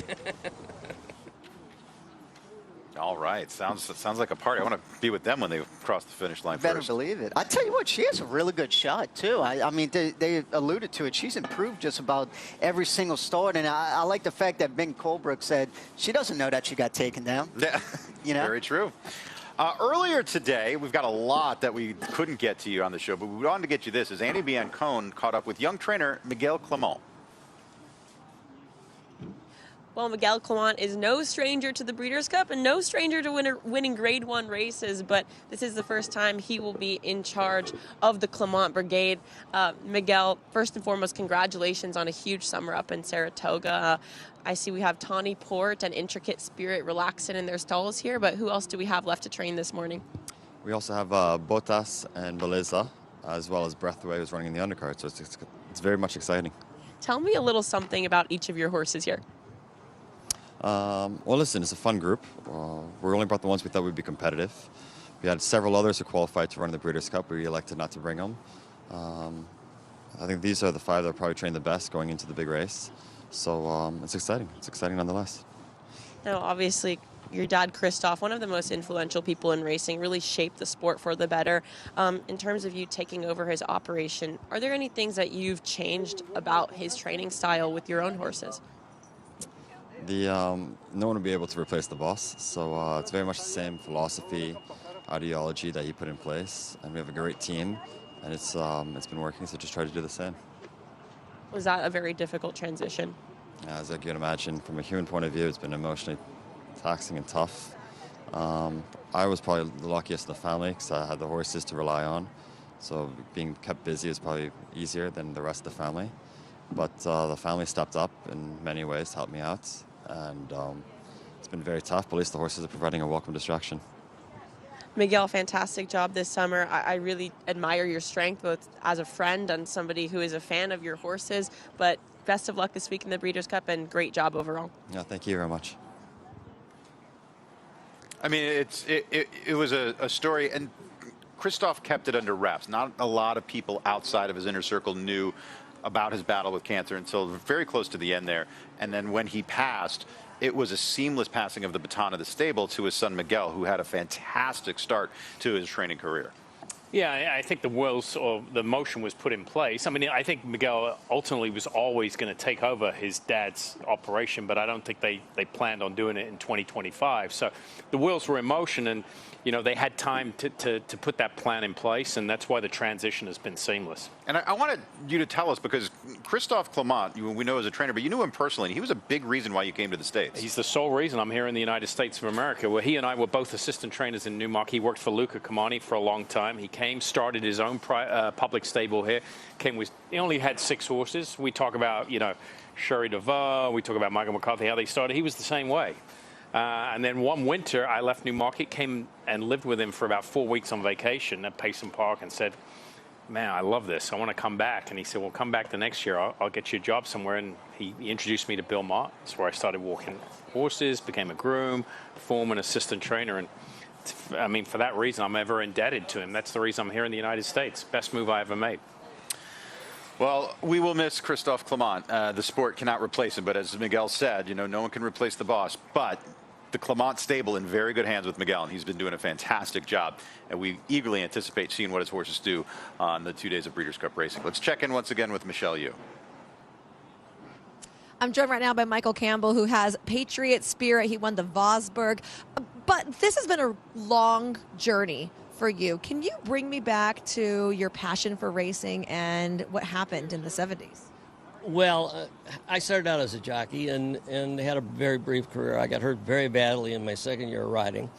I was in the hospital for almost a year, and it took its toll, of course, But then I'd always known that I really wanted to be a trainer. My grandfather was a trainer. My father was a trainer. So I said, well, you know what? I nothing wrong with my brain, and so I worked hard. My wife worked equally as hard, and we started a small stable. And after a short time, I became a leading trainer in Cleveland, and then we decided, well, we're going to move to Chicago because we want to be a little better racing.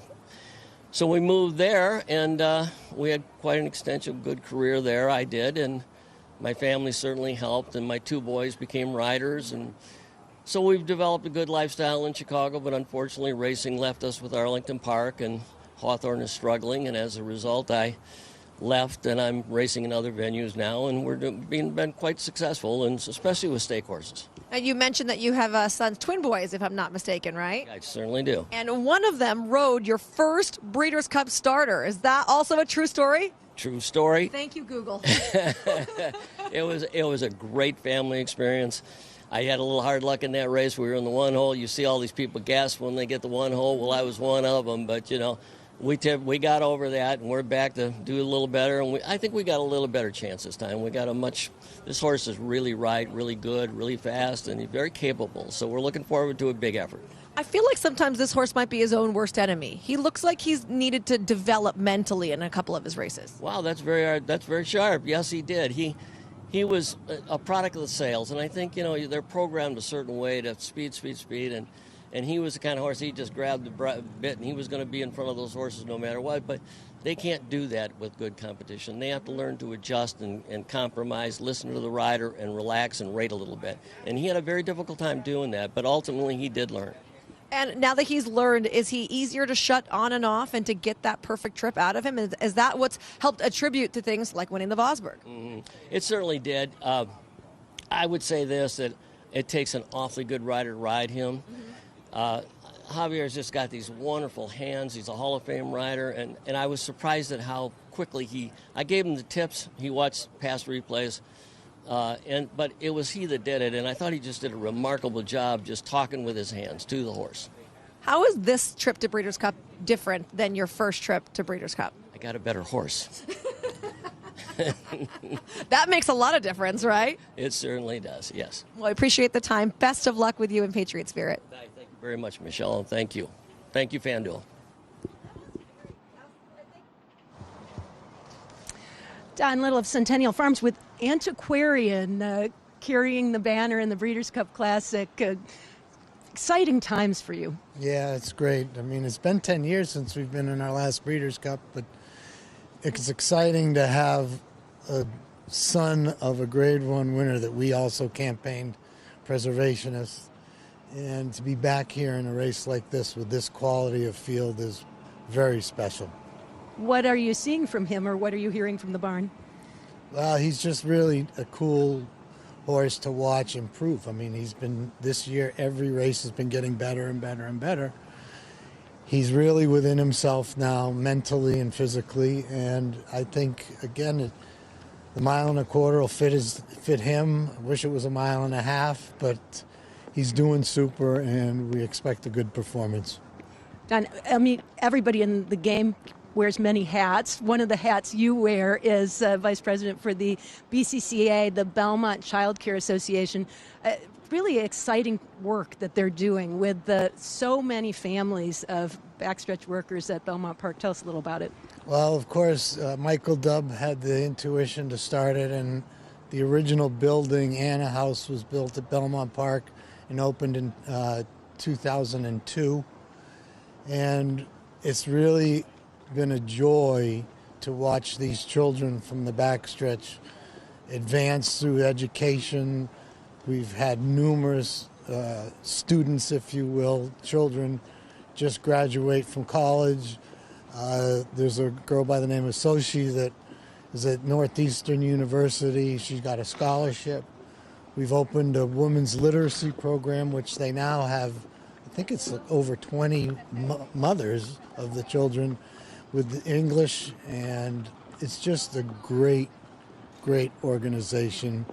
And education at young ages is so important, and it's showing, and it's just an honor to represent them here.